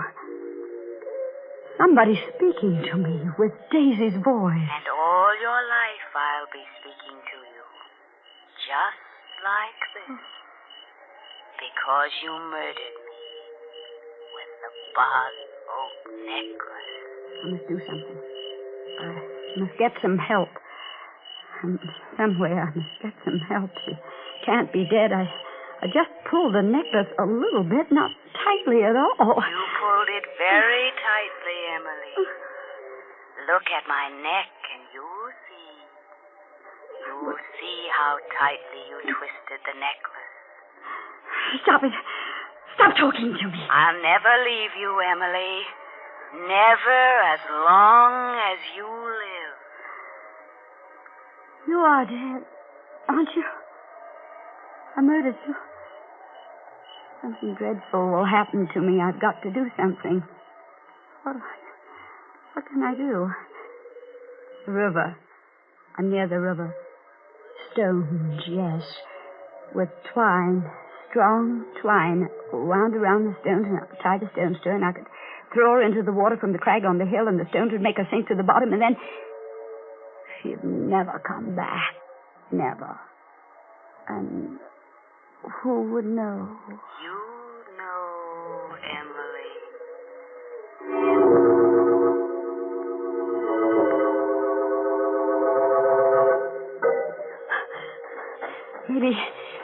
Maybe when I get back to her, she'll be moving, and I'll talk to her. No, she is dead. She is... Oh, I'm running in the wrong direction. It was over there that I killed her. It couldn't have been because she's not there. It was right here. Daisy's gone. She got up and walked away somewhere. She's alive. Emily. Oh. I found her, Emily. Strangled to death. I know nothing about it. What are you doing then with that twine in your hand? You wanted to tie stones to her, didn't you? Throw her in the river. I killed her because I was jealous. You're as guilty as I am. Because you should have married me. Yes, I am as guilty as you are. What will become of me now? All my hopes, my ambitions. If we can get rid of the body, then we can get married after all. It'll only take a little while for people to forget, and then we can go away somewhere. Begin I never all want to look over. at you again as long as I live. I hate you. I came back here to speak to you again. I wanted to tell you I'd done a wrong thing. That I ought to marry you. I wanted to arrange with you about Daisy. How we could tell her without hurting her too much. I was heading toward your window when I saw her. Strangled with the Bog Oak necklace. What have you done with this? Exactly what you plan to do. Because no woman would have the strength to do it. I had rope in my rowboat. I tied stones to the body. Rowed a bit into the river with it. Dropped it overboard. The plan works, you're safe. If it doesn't, he'll die. And I'll go to prison. I'm going now. The moon is down already. Soon it will be dawn. The necklace. What did you do with the necklace? I left it where it was. Around her neck.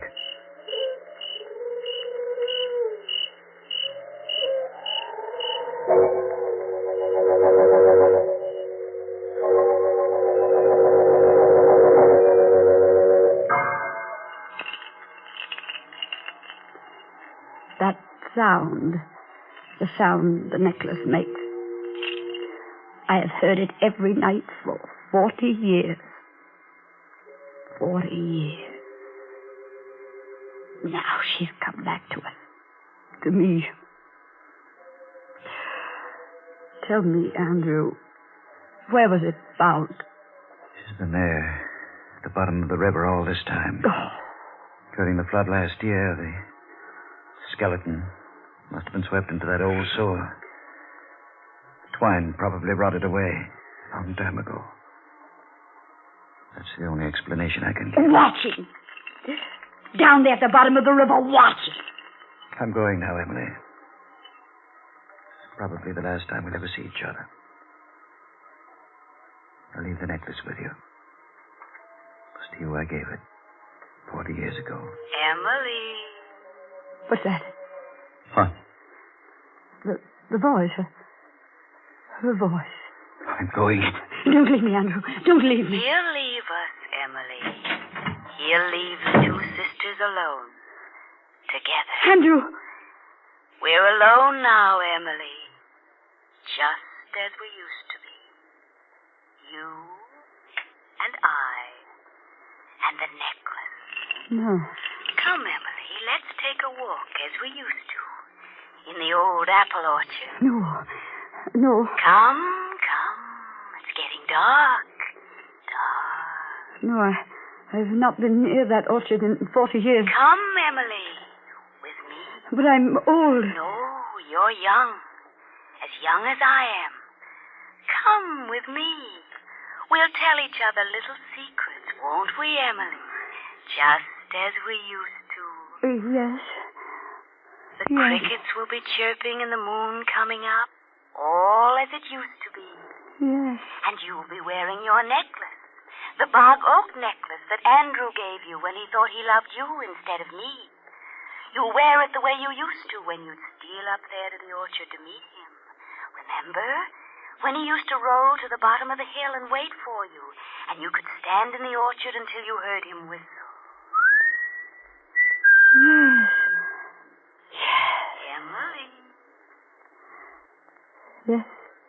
You've forgotten something. Forgotten. The necklace. The Bog Oak Necklace. Oh. Wear it, Emily. Dear Emily. Wear it.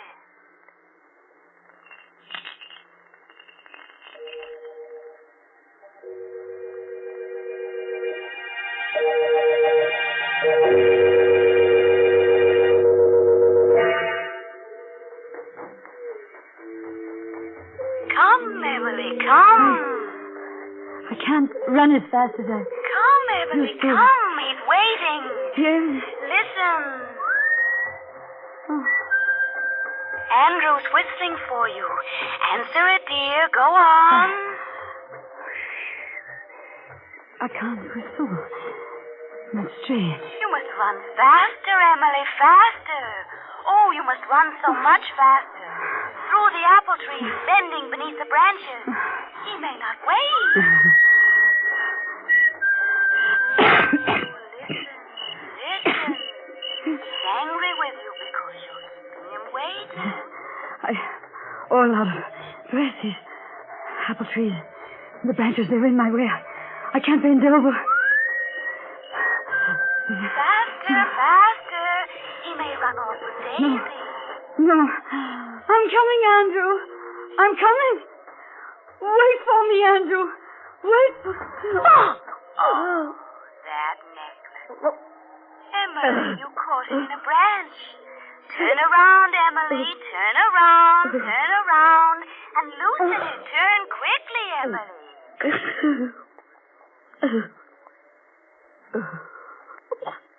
That's the way my voice sounded one night long ago. When I wore the Bog Oak Necklace. When I, too, was strangled by the Bog Oak Necklace.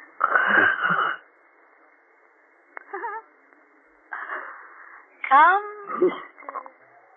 Come. It's so cool here in the river.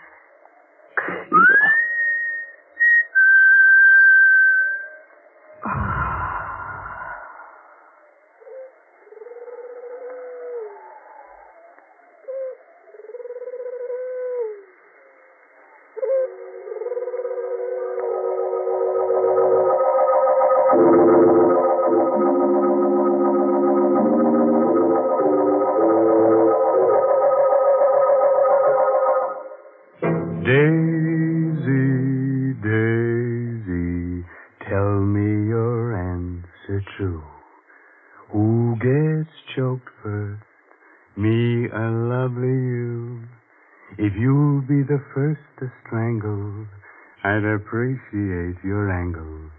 And when I learn that it's now my turn, I'll gargle as nice as you. What awful words to sing to such a nice song. Oh, but listen, I sing so well, and I can recite, too. Shall I recite you something suitable? Say a Mother Goose rhyme, huh? Mr. Raymond, you don't know any Mother Goose. Is that so? Well, I know one that you love. Listen. Polly, put the kettle on. Polly, put the kettle on. Polly, put the kettle on, and we'll all have tea. Well, that's fine. Only I hope Polly makes sure that it's Lipton tea. Naturally. But I suppose there's little doubt that she'll use Lipton. Because, after all, more people drink Lipton tea than any other brand. The reason for that is Lipton's famous brisk flavor. Yes, Lipton tea is never flat or insipid. It always tastes full-bodied and vigorous. And, well, I guess it's all summed up by that word brisk. Yes, folks, brisk is the word that the tea experts use when they talk about Lipton tea. So try it real soon, won't you?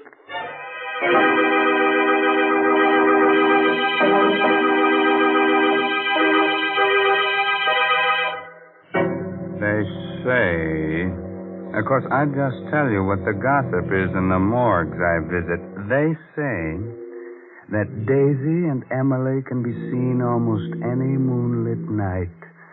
Skull gently touching skull, floating through the old apple orchard as of yore.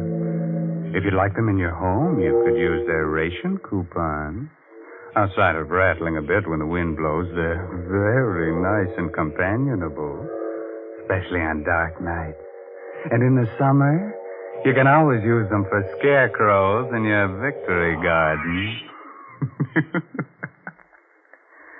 By the way, this month's Inner Sanctum mystery novel is The Outsider by A.E. Martin. For now, it's really time to close that there squeaking door until next week at the same time when Lipton Tea and Lipton Soup will once again bring you another Inner Sanctum mystery produced under the direction of Hyman Brown. So until then, good night. Pleasant dreams.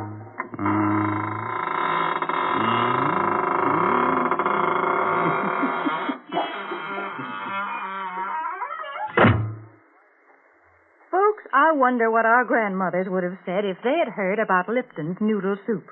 I'll bet they wouldn't have believed it possible that a delicious chicken noodle soup could come ready to make in an envelope.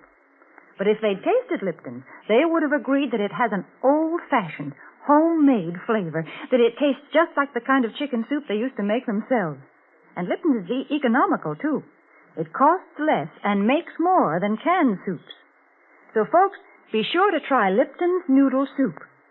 And be sure to tune in next Tuesday night for another Inner Sanctum mystery. This is CBS, the Columbia Broadcasting System.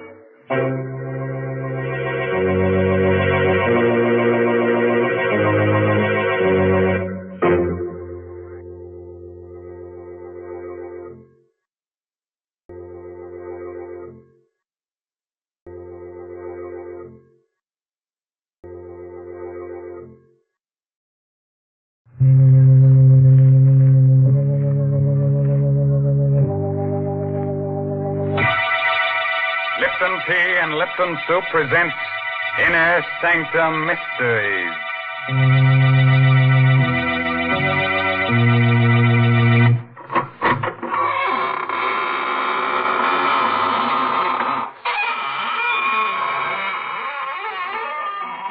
Good evening, friends of the Inner Sanctum. This is your host, Raymond, the gay ghoul. Friends, would you like to fly through the air with the greatest of ease? Do you think you'd enjoy being invisible, huh? Oh, it's easy. All you have to do is become a ghost. And to become a ghost, all you have to do is accentuate the ectoplasm and eliminate the protoplasm. Man!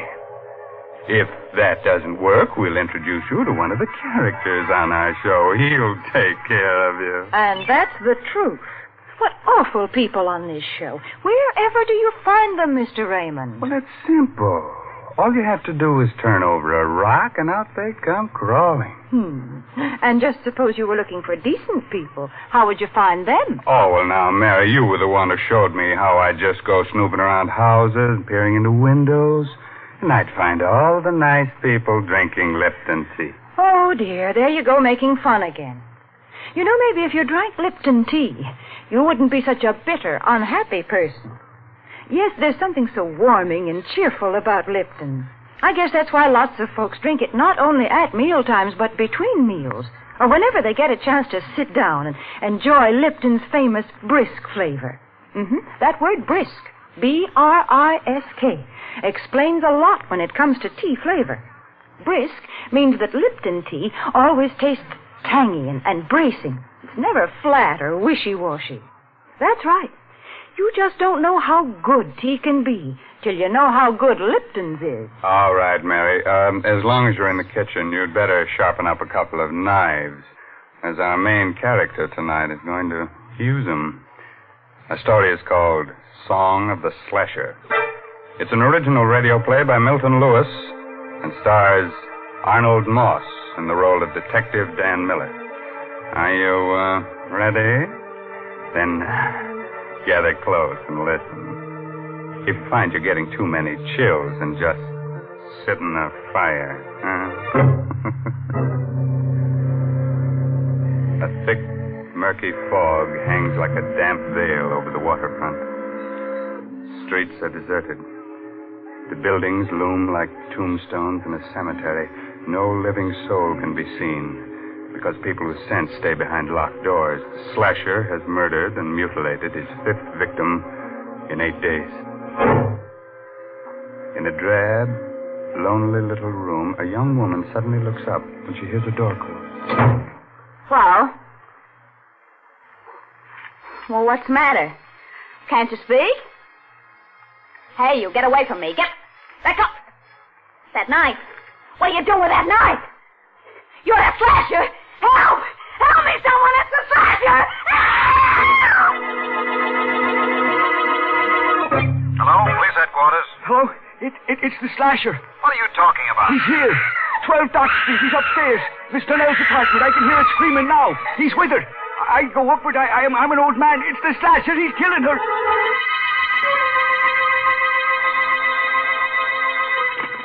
Hello? Is that you, Miller? Speaking. This is Captain Quinn, headquarters.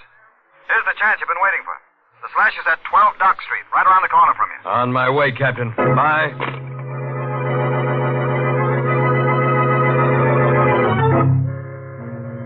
And that's how it started. A detective is asked to do some queer things in the line of duty.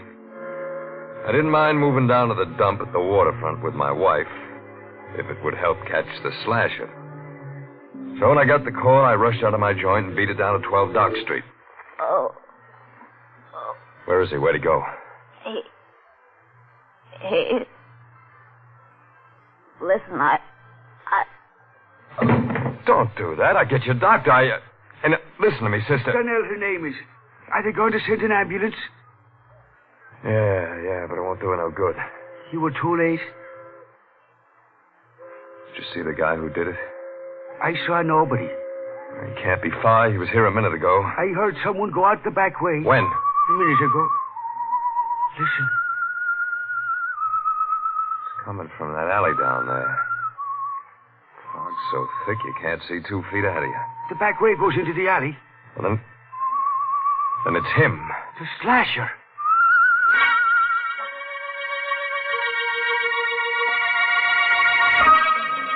I got down to the alley, the radio cars and the men from the precinct were coming. We went through that neighborhood with a sieve. But we couldn't find the guy who whistled that queer tune.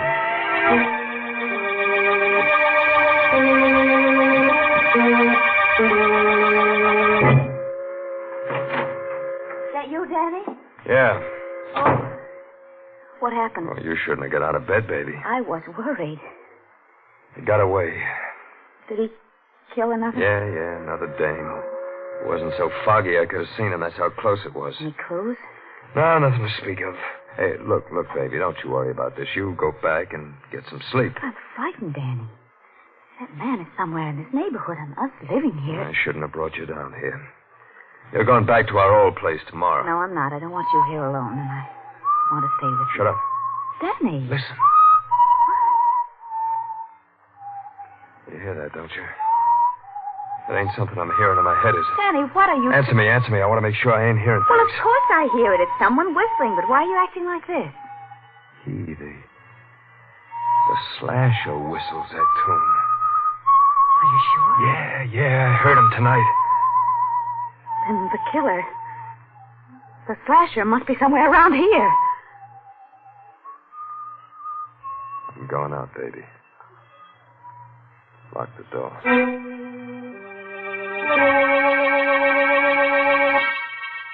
The whistling was somewhere in the building. I listened. Where was it coming from?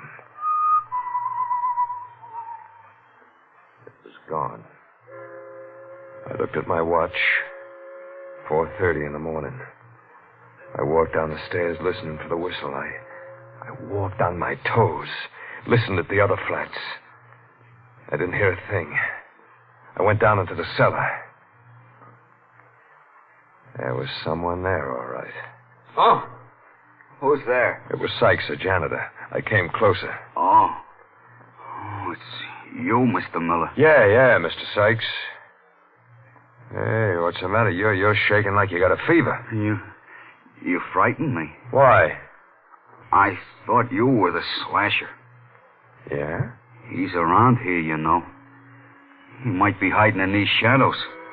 He might be anywhere. Everybody's afraid of him. Everybody. Yeah, so I hear. What time did you come down here? 4:30, like I do every morning. Why? See any stranger in the building? No, I didn't see anyone. Who lives in the flat below us? Mr. Trevelyan. Reginald Trevelyan. Funny name. He's a funny fella. Never sleeps at night. Wanders around the building whistling to himself. Whistling to himself? Yeah. He writes music or something. He got a piano in his place today. He talks crazy sometimes. Think he's up there now? Yeah, he never sleeps. Here. $20? Yeah, it's for you. Why are you giving this to me? I want you to tell me when Mr. Trevelyan leaves his apartment. Do you get it? Yeah, but why? I ain't paying you $20 to ask questions.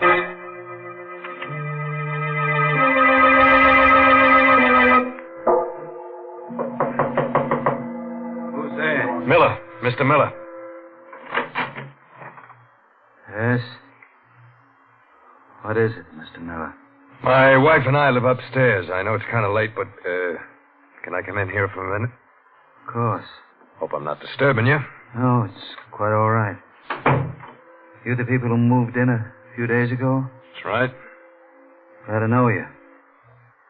My name is Reginald Trevelyan. Dan Miller's mine.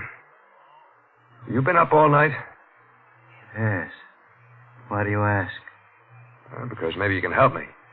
Someone tried to break into our place at about 4:30 this morning. Really? Mr. Miller, you think your wife would be very annoyed if I play the piano now? No. No, I don't think so. She likes music. Does she? Seemed like a charming girl. I noticed her when you first moved in. You're very lucky to have such an attractive wife.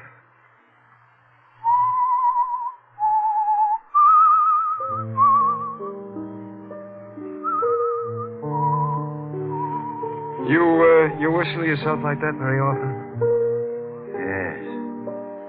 Especially when I'm working on a new composition. Wait a moment. I think I have it. I've been trying to work out that passage all night. Miss Miller, please get out of here. I want to be alone. You're a query, you are. I'm not interested in your opinion. Well, what are you waiting for? Get out of here! Get out, I'll blow you out! Try it. I've lost it! What? That passage! You see what you've done? I had it a minute ago and now it's gone!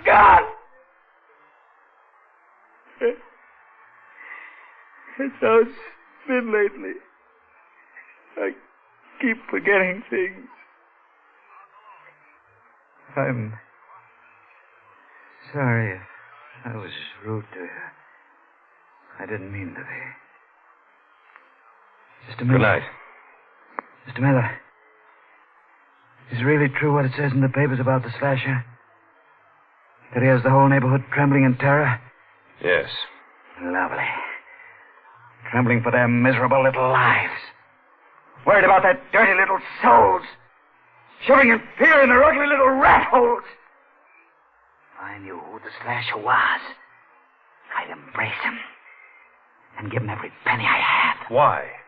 Because I hate them. Because they laugh at me. Because... Good night, Mr. Miller.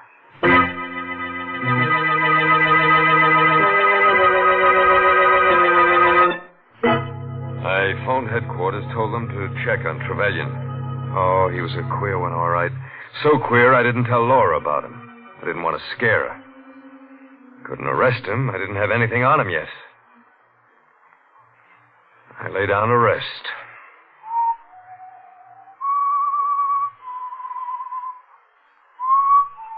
Maybe I heard it in my dream. Maybe not. But I heard that whistling again. That same tune. I think that's what woke me. I looked around. Laura. She was gone. And the door was open.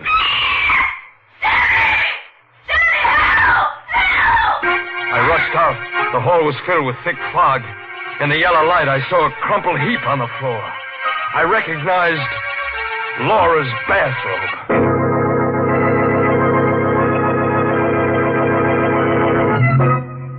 The slasher, that's my boy. He's not the type of low character who goes around murdering his friends and relatives. No, he's so big-hearted he murders anyone. Even people he was never introduced to. He's no snob. Snob? He's much worse than a snob. He's a lunatic. Oh, Mary, you're so unsympathetic. He's just lonely. He wants to get close to people with a knife. Well, if he's so lonely, then why does he go around cutting people? You see, Mr. Raymond, I can say the same kind of things you do. Don't you dare just be your sweet, practical self, or else... You can't frighten me, Mr. Raymond. But as a matter of fact, I do have something practical to say. I'm going to suggest that all the folks who drink Lipton tea should buy the larger, more economical size packages. Not only because they're thriftier, but for another reason. You see, if you have a large package of Liptons at home, Then you're not likely to run out just when you need it. For instance, when folks happen to drop in unexpectedly some evening. And, of course, Lipton's is a grand drink to serve your guests. It goes so well with cake or sandwiches. It just seems to make everything taste better. So, folks, be sure to have a good supply of that brisk Lipton tea on hand. Yeah, I'll do that. And while you're at it, be sure to have an extra hand on hand because the slasher may want to collect one for a souvenir. Well, we've kept the blood from flowing long enough. On with the murders. Listen as we hear Arnold Moss as Dan Miller finish that story. Laura was alive, in a dead faint.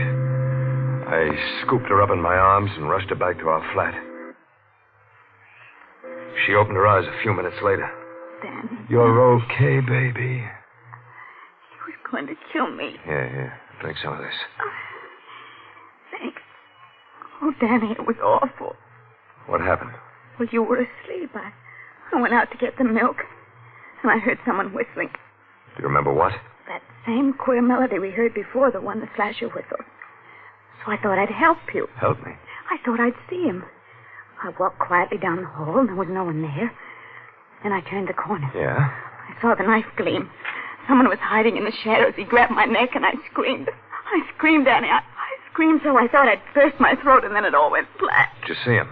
No, but I felt his hands on my throat. They were strong hands, fingers like steel, and I...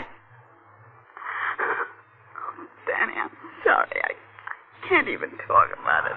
Now, lie down. You'll be all right. But when you think that he's right here, maybe living in this building... Well, he won't be here long. I'm calling headquarters. You know who he is. I got a good idea. Now, just let me get on that phone and... Oh, Danny, maybe that's him. Now, take it easy, kid.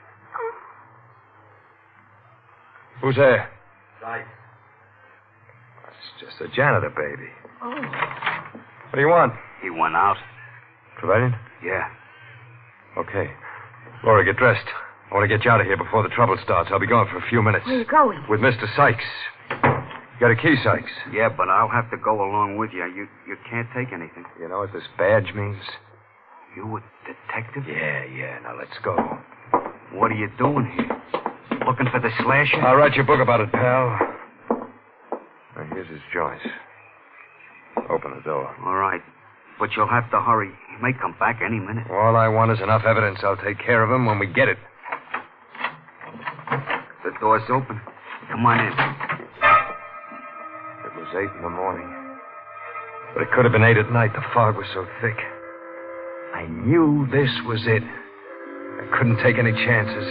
I had to get all the evidence on him before I nabbed him. And I had to get it without him being wise. What are you looking for? Knives. We know he's got at least 3. I don't see none. Neither do I. Maybe it's a bum steer. I could be wrong. Hey, what's this? Music. He's always writing it. I used to be a choir boy once. They taught me how to read them notes. I wonder if I still can. Why? Because I think this may be a tune I'm looking for. Now, let me see.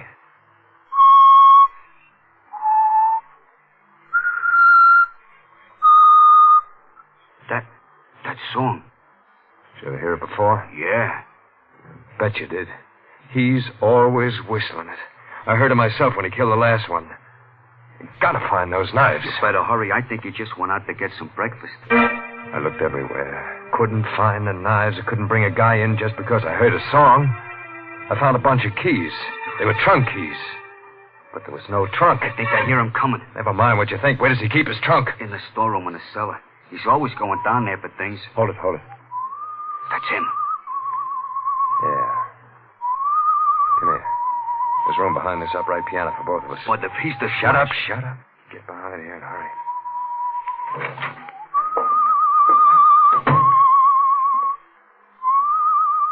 He sat down at the piano and played a queer arrangement of the same tune that led me to him.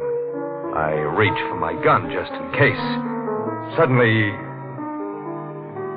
I felt the sweat ooze out of me. It was sweat that felt like ice. I didn't have my gun. I remembered I took it off when I laid down to rest. It's all wrong. Can I get it right? He's going out again. Come on, Sykes. I told you to hurry before. I hear him going down those stairs. It's safe to go now. All right, Sykes. We're going to open that trunk in the store.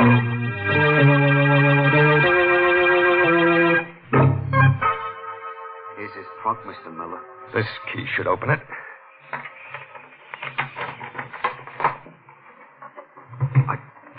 The knives? Yeah. The knives. Look at them. Covered with blood. Sykes, go to the police precinct. Tell them Miller sent you. Tell them to come over here with as many men as they can spare. All right. I took the knives and put them under my coat. Went up to my room.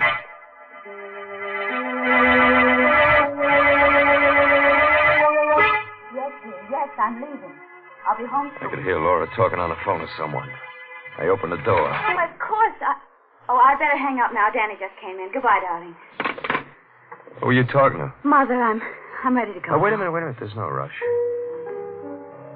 Listen, Danny. It's that man at the piano. Sounds like the Thrasher song. Yeah. What have you got there? My gun. Come on, baby. We're going. That man playing the piano. Are you sure he's the Thrasher? Yeah. Positive. Oh, Danny, you're hurting my arm. Oh, I'm sorry. I'm a little nervous. That's his place. Come on in with me. Come in with you? Yeah. I figured out a way to trap him. But, Danny, Don't be scared, baby. You'll be okay. Oh. You? Yeah, Mr. Trevelyan. I'd like you to meet my wife. I'm delighted. How do you do? Would you like to hear something? It's a composition I've just completed. I've had a great deal of trouble with it. But I think I've got it right now.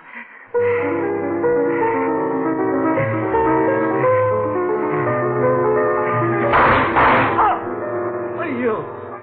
That gun. Yeah, you got it coming to you, Slasher. You stupid swine. You idiot.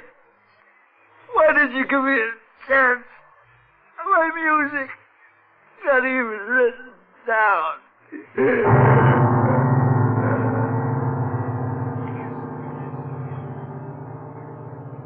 Danny. You murdered him. Yeah. Why? You'll find out. What are you going to do with that knife? It's one of his knives. Stand still, Laura. Danny, do with me. In a minute. Danny, what's the matter with you? It coming to you, too. Why? I know who you were talking to on that phone. It wasn't your old lady. What? It was Jerry Boyd, that guy who lives next door, wasn't it? Answer me, wasn't it? No. Lie to me.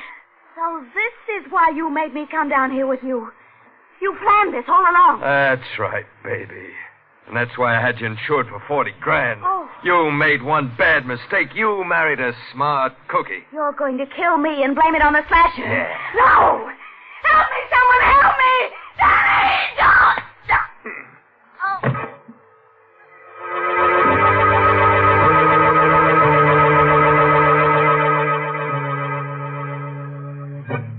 When it was over, I wiped the knife clean of fingerprints. And then I smeared Trevelyan's hand over the handle. I knew what to do. Made it look good, made it look perfect. There's a way to get away with murder. And I found it. I thought.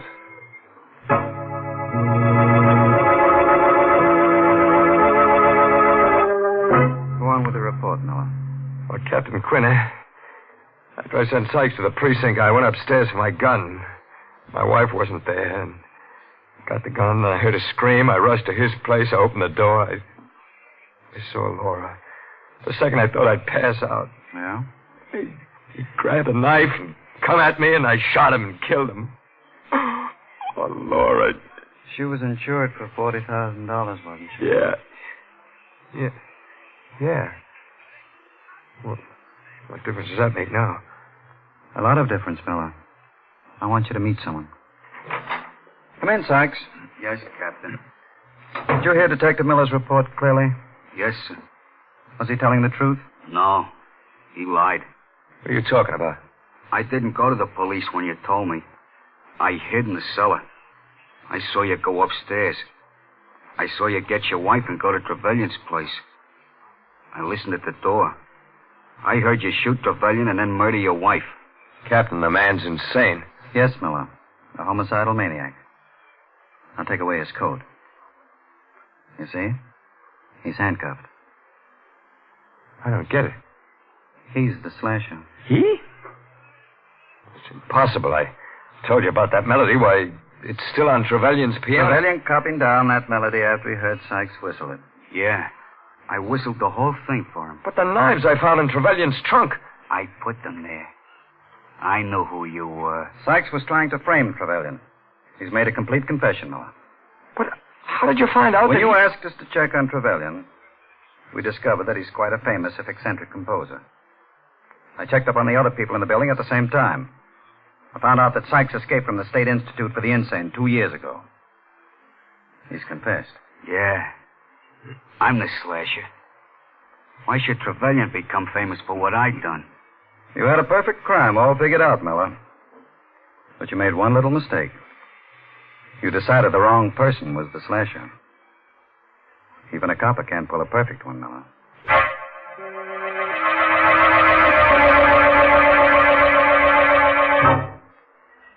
So I'm telling you all this because in 10 minutes I won't be able to tell nobody anything. Ever since I made my report, I've been hearing that song in my head. Like somebody whistling it. Soon I won't hear that either. It's a nice tune. Kind of sad.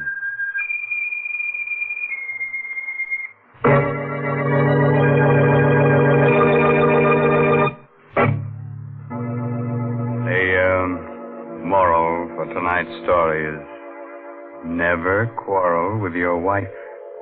Avoid strife. If that doesn't work, get a carving knife. Now, there's the perfect formula for domestic bliss. Don't you think so, Mary? I do not. Oh, well, then I'll give you another one. You'll love this one. Beat her till she's black and blue. Break her arms and legs in two. Then tell her to brew a cup of Lipton tea for you. Oh, I give up. All I can hope is that folks don't pay any attention to all these peculiar things you say about Lipton. And I guess they don't. The proof is that more people drink Lipton tea than any other brand. But if any of you folks haven't tried Lipton's, then why don't you do so now before Mr. Raymond says a word more about it? Why not let that famous brisk flavor speak for itself? Well, now, if you weren't too cut up by tonight's story, let me tell you about next week's gory little tale. It's about a beautiful woman who holds your hand, tells you about the future. Of course, she's kind of pessimistic. She sees a man with a knife stuck in his throat, the girl waving gaily from the gallows. And listen to this. Our star will be the glamorous motion picture actress, Wendy Berry. Let's make it a date, huh? Oh, by the way, this month's Inner Sanctum mystery novel is The Lucky Stiff by Craig Wright. And now I guess it's really time to close that squeaking door until next week at the same time when Lipton Tea and Lipton Soup bring you another Inner Sanctum mystery directed by Hyman Brown. So until then, good night. Pleasant dream time.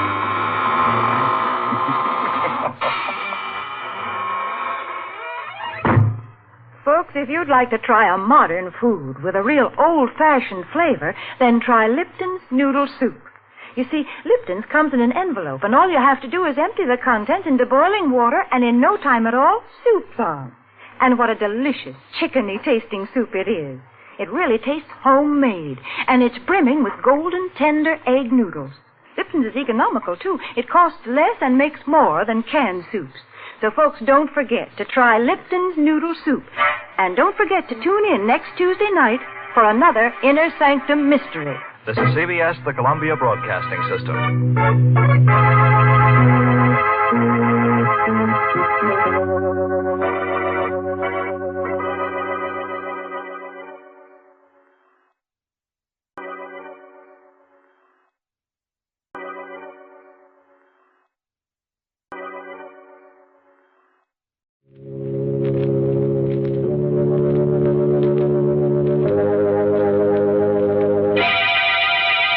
Tea and Lipton Soup presents Inner Sanctum Mystery, starring Simone.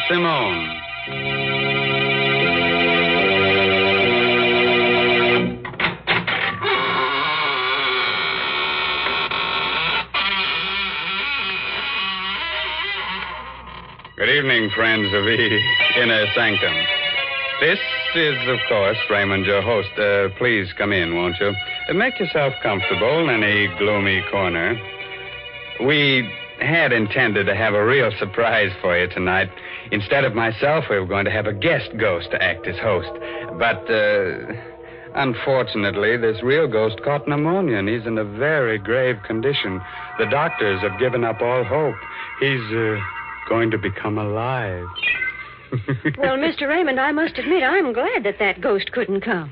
It's difficult enough to talk to you. But heavens, I wouldn't know what to say to a ghost. Oh, well, that's simple, Mary. All you have to do is find out whether it's a he ghost or a she ghost. And if it's a she? Oh, well, then you compliment her on her appearance. You say, darling, what a divine sheet you're wearing. That's right, Mr. Raymond. The ladies are always interested in something new to wear. And right now, I'm going to tell them about something they'll all want. It's a lovely piece of jewelry, a real sterling silver medallion about 1 inch in diameter. It's the kind of jewelry you find at those smart shops on Fifth Avenue in New York. But the only way you can get it is from Lipton's. The medallion is decorated with a Chinese inscription, and it's hung on a narrow black rayon satin ribbon. That's the height of fashion this year, you know.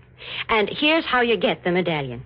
Just send 25 cents and the box top from a package of Lipton's, the tea with the brisk flavor, to the Lipton Tea People, Box 92, New York City. Yes, that's Box 92 in New York City. And now it's time to begin. Our story is called The Black Art. It's an original tale by Milton Lewis. And our star tonight is that glamorous motion picture star, Simone, who'll play the role of Claudine. So, gather close and get ready to hear a sweet little tale that'll make you wake up screaming for at least the next 2 weeks. You all set? Now remember, if you don't want your hair to stand on end, get someone to sit on your head. Okay?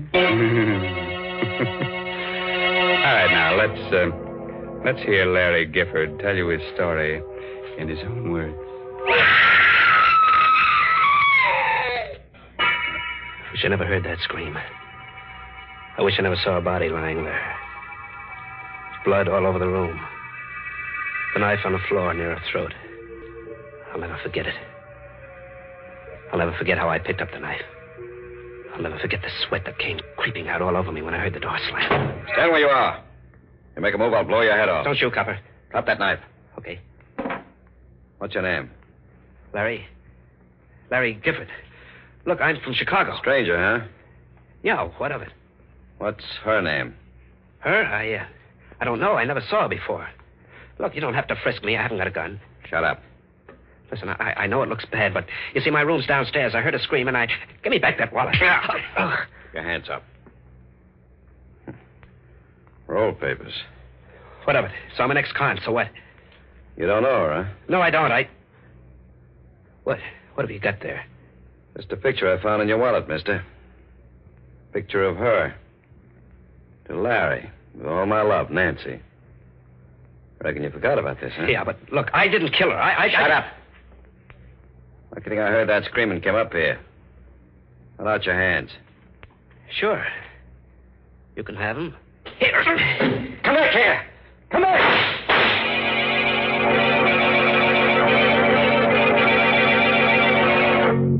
I didn't get far.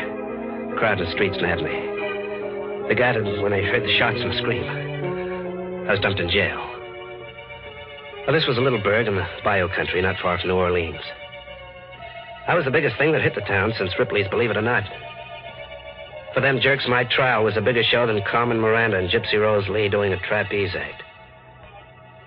In no time at all, they sentenced me to be hung. It was the night before they were going to take me to the state pen for the necktie party. I was sleeping, dreaming I was in Africa. They were beating them drums, tom-toms. Suddenly I woke up. Moonlight was shining through the bars of my cell. I listened. Someone was beating like a tom-tom on the wall of my jail. Who is it? Who's doing that? Larry Gifford. Yeah, that's me. Were you beating on the wall? Yes. I'm under your cell window. What do you want? Drop one end of your tie through the bars. Okay. There. I've got it. What are you doing? Pull up your tie. Okay.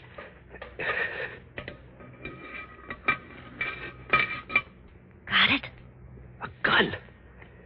Yeah, I got it. Good luck. Goodbye. Thanks, baby. Whoever you are.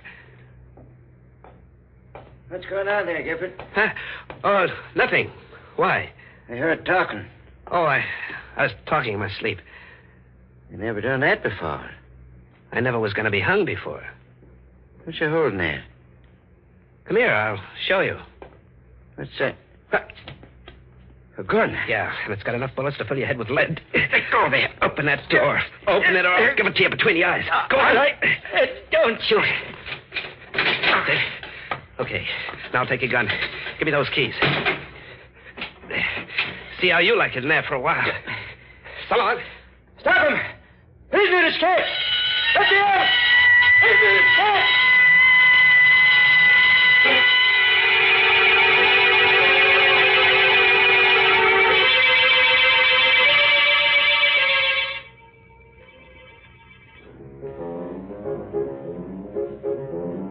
The Blue Bottle Bar. Someone told me it was a good joint where they don't ask any questions. It was. I had a few drinks. I was leaning on the bar, looking at a paper. What are you drinking? Scotch. Buy me one. I gave her the once-over. I know something about dames, and she was dynamite with class. She was something. Well? Set up another, Charlie. Cigarette? Here. Thank you. It's a nice cigarette holder. Must cost at least a C. You know a lot, don't you? Enough. I know you. Do you? Sure. There's something about... Wait a second. Here in this evening's paper, your picture. Oh, it's not a very good picture, is it? After seeing you, no. Claudine Lucin, recently returned from France, elected head of art committee. Miss Lucin, member of one of New Orleans' oldest and wealthiest families. I've read it. Turn the page. Why? I want to show you something. Okay. There. Larry Gifford of Chicago, wanted for murder, is sought by police after sensational jailbreak. Better not read anymore. Why? Feel something against your side? It's a gun. I'm holding it in my pocket. Don't be afraid. I won't give you away. Got a light? Yeah. What do you want? Listen to that music. That tapping. What about it? The way you're tapping your cigarette holder against your glass. I'm just keeping time to the music. I heard that tapping before. Yeah, sure, in the cell. And I heard your voice before. Did you? You gave me the gun. Shh, don't let me hear you. What's this all about? You'll find out. Relax. I can't. I guess I had a few too many. My head, I feel like I'm spinning around, getting dizzy.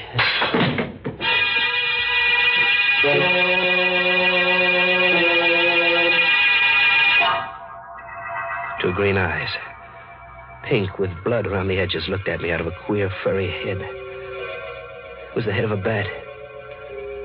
It smiled. It had sharp little bat teeth that had pink on them. There was an ache in my throat.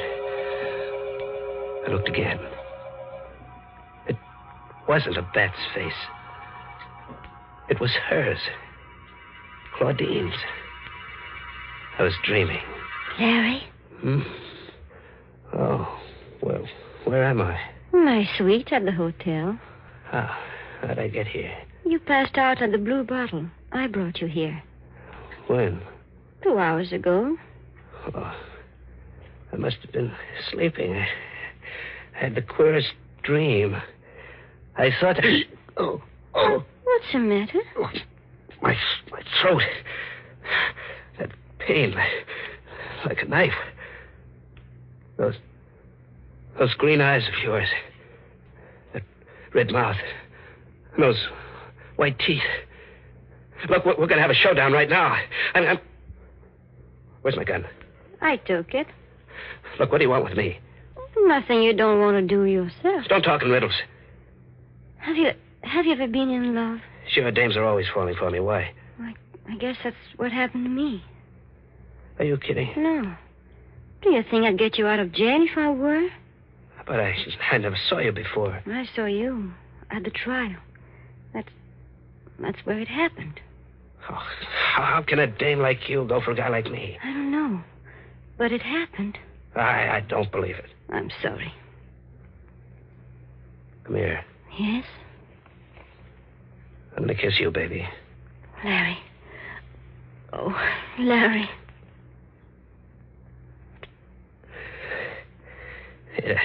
It's a funny thing to do. Kiss a guy on the neck. Better wipe that lipstick off. Hey. Look. What's the matter? My handkerchief. That ain't lip rouge on my neck. It's blood. No, you're making a mistake. My neck's bleeding. What kind of a dame are you, anyway? I'm getting out. No, don't. If you go, I'll tell them who you are. Oh, you will? Yes, and I... Oh! You won't tell them for a while, baby.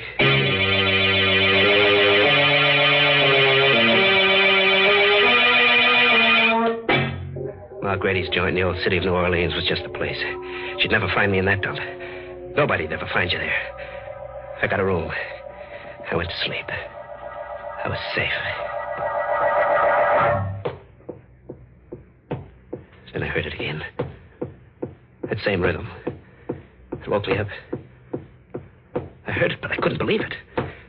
How could she know I was here? Or was it her? There was nobody in the room. I opened the door. Nobody outside. I slammed it. The beating stopped. I turned around. I was looking into the muzzle of a gun. Sit down, Larry. How'd you get here? My Grady ran to the room next to you. There's a connecting door. What's the idea of the gun? Can't you guess? You gonna kill me? Maybe. Well, you're going to a lot of trouble to bump off a guy who's gonna be hung anyway. Do you want to die? No. There is a way you can live. How? By coming with me. Yeah? What else have I got to do? Marry me. You're out of your head. You hate me? No, I don't. I don't hate you.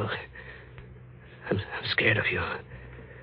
Yeah, I've never been scared of anybody the way I'm scared of you. Scared enough to do as I say? Maybe. I had hoped you would love me. Maybe I do. You're lying. No, baby. It's no use. Look, what are you going to do? Kill you? No, put the gun down. Give me a break. Don't.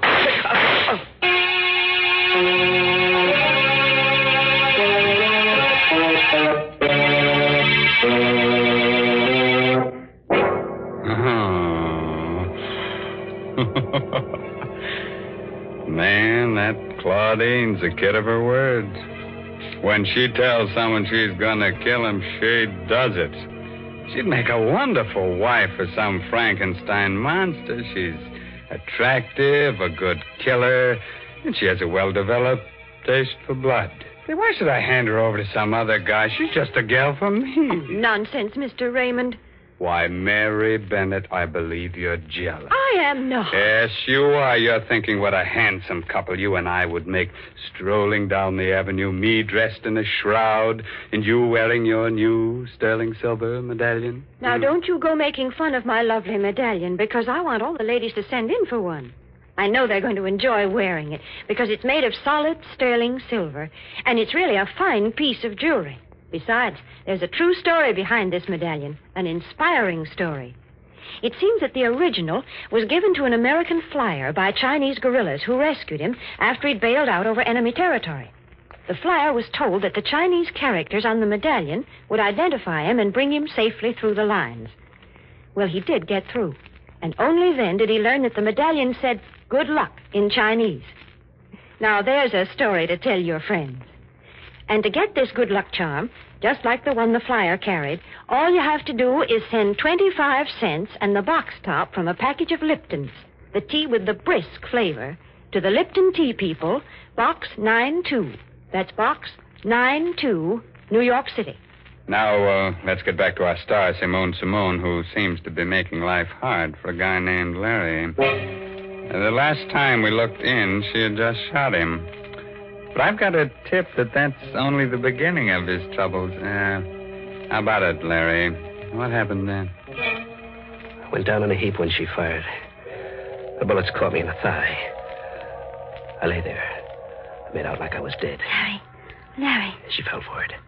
She bent over me, the gun in her hand. Larry, are you... Oh! Take it easy, kid. Let go of my hand. How do I get that gun? Let go. Let go. Get that gun if I have to break your arm.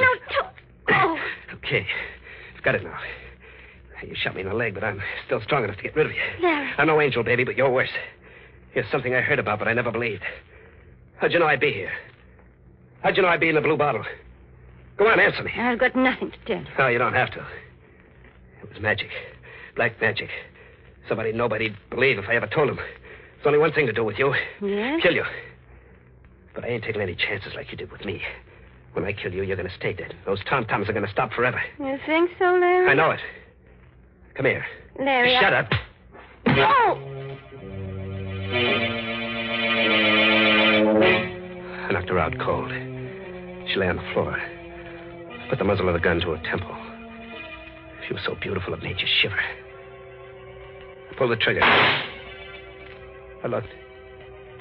What I saw nearly made me pass out. A little blue vein on her temple was beating. There wasn't a scratch on her. A little curl of red hair was twisted around her ear. Was I seeing things? I aimed the gun at her heart. Nothing. Not a speck of blood. I stuck the muzzle between her eyes. Shot till the gun clicked empty. I looked. The white skin on her face looked more beautiful than ever. Had to get away. Out of the same city where she was, out of the same state, the same world.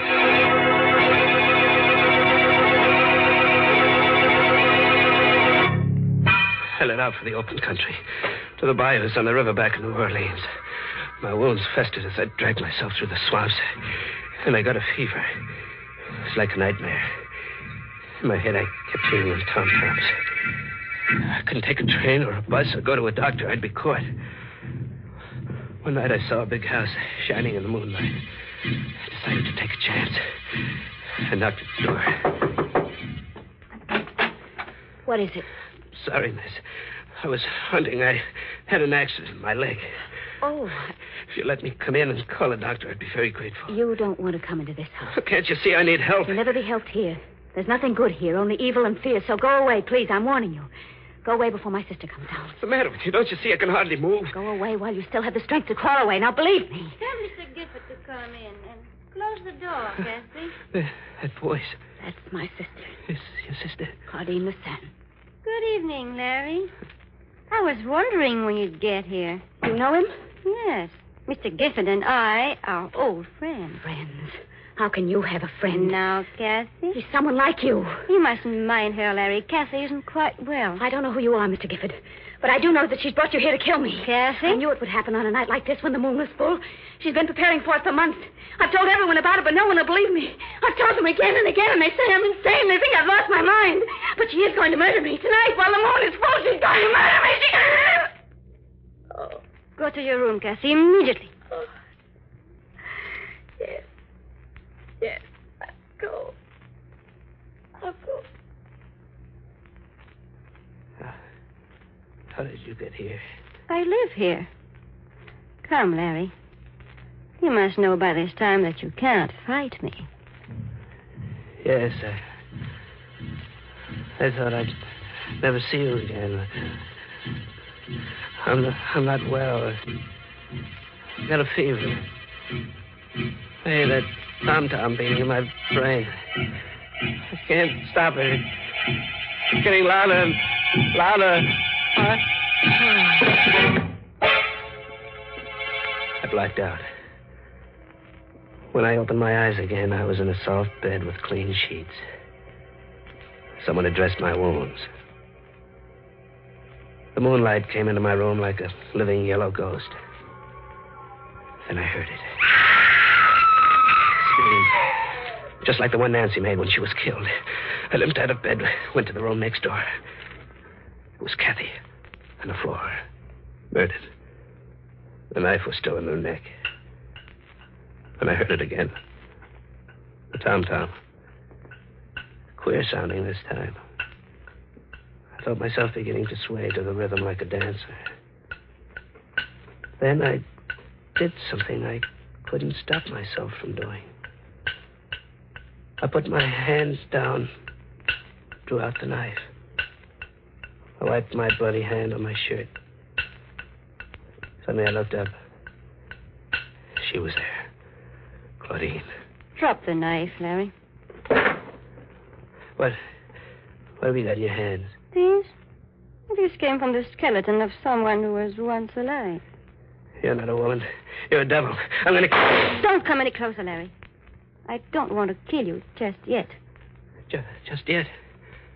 So we're close to the payoff. Yes. You're trembling, Larry.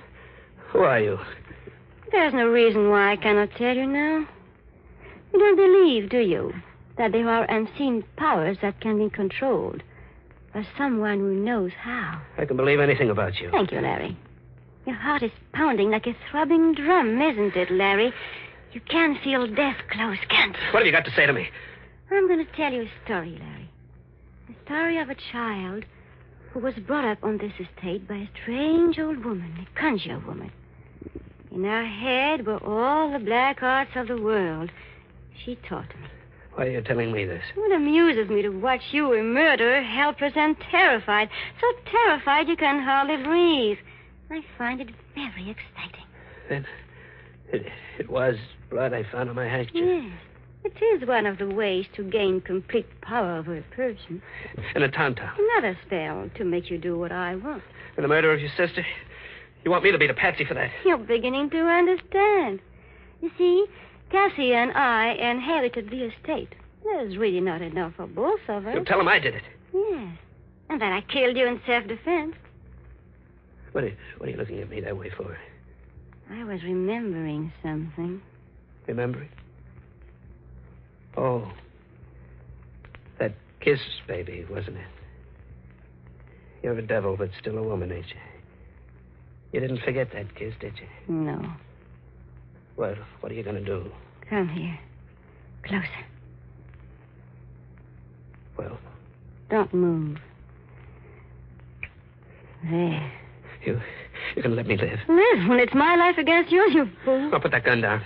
When I'm finished. Please, give me a break. I'm begging you. Begging you? I'll do anything you say. Just give me a chance, please. Here it comes, Larry, between your eyes.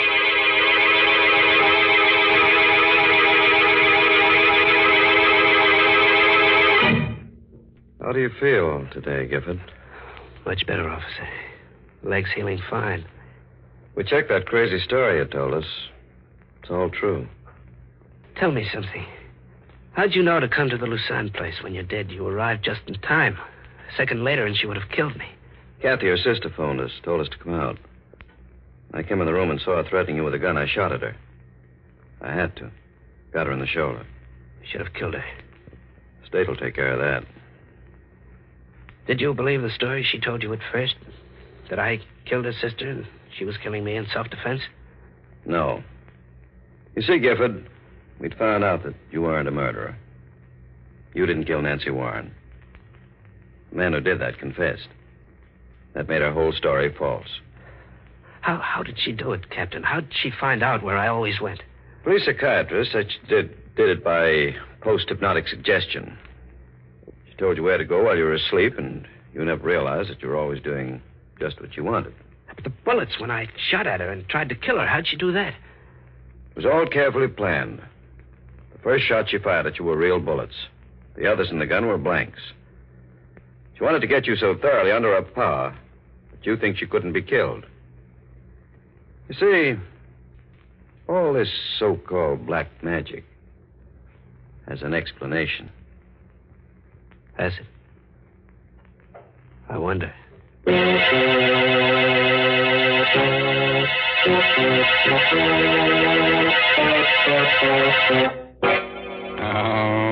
that black magic. I tell you what I'm going to do. Step right this way, friends, and get yourself a post-hypnotic suggestion. Spell it backwards, and you get murder. What's that? You can't spell. Ain't you lucky? Talking of luck, Mr. Raymond, I think Larry Gifford was mighty lucky to escape that awful woman. Oh, well, you see, Mary, it's very simple. He probably wore one of your good luck medallions. Oh, now that's plain silly. A man wouldn't wear a medallion on a black rayon satin ribbon. It's the ladies who like jewelry. Yes, that's why I know that they'll appreciate this solid sterling silver medallion that the Lipton people want to send them. And, ladies, here's how you get it. Send just 25 cents, which includes tax and postage, with a box top from a package of Lipton's, the tea with the brisk flavor, to the Lipton Tea People, Box 92 in New York City.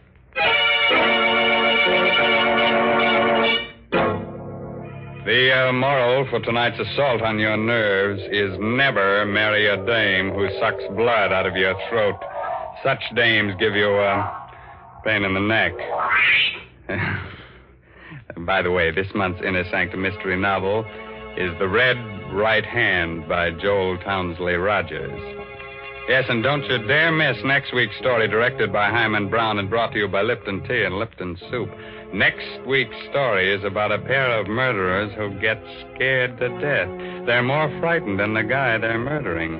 So if you hear some static on your radio next Tuesday, it'll just be their knees knocking together.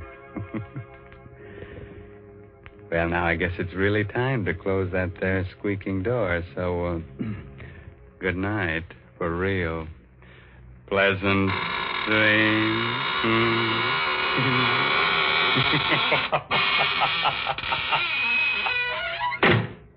Folks, the next time you send a box of food to your boy overseas, be sure to include a package or two of Lipton's Noodle Soup Mix.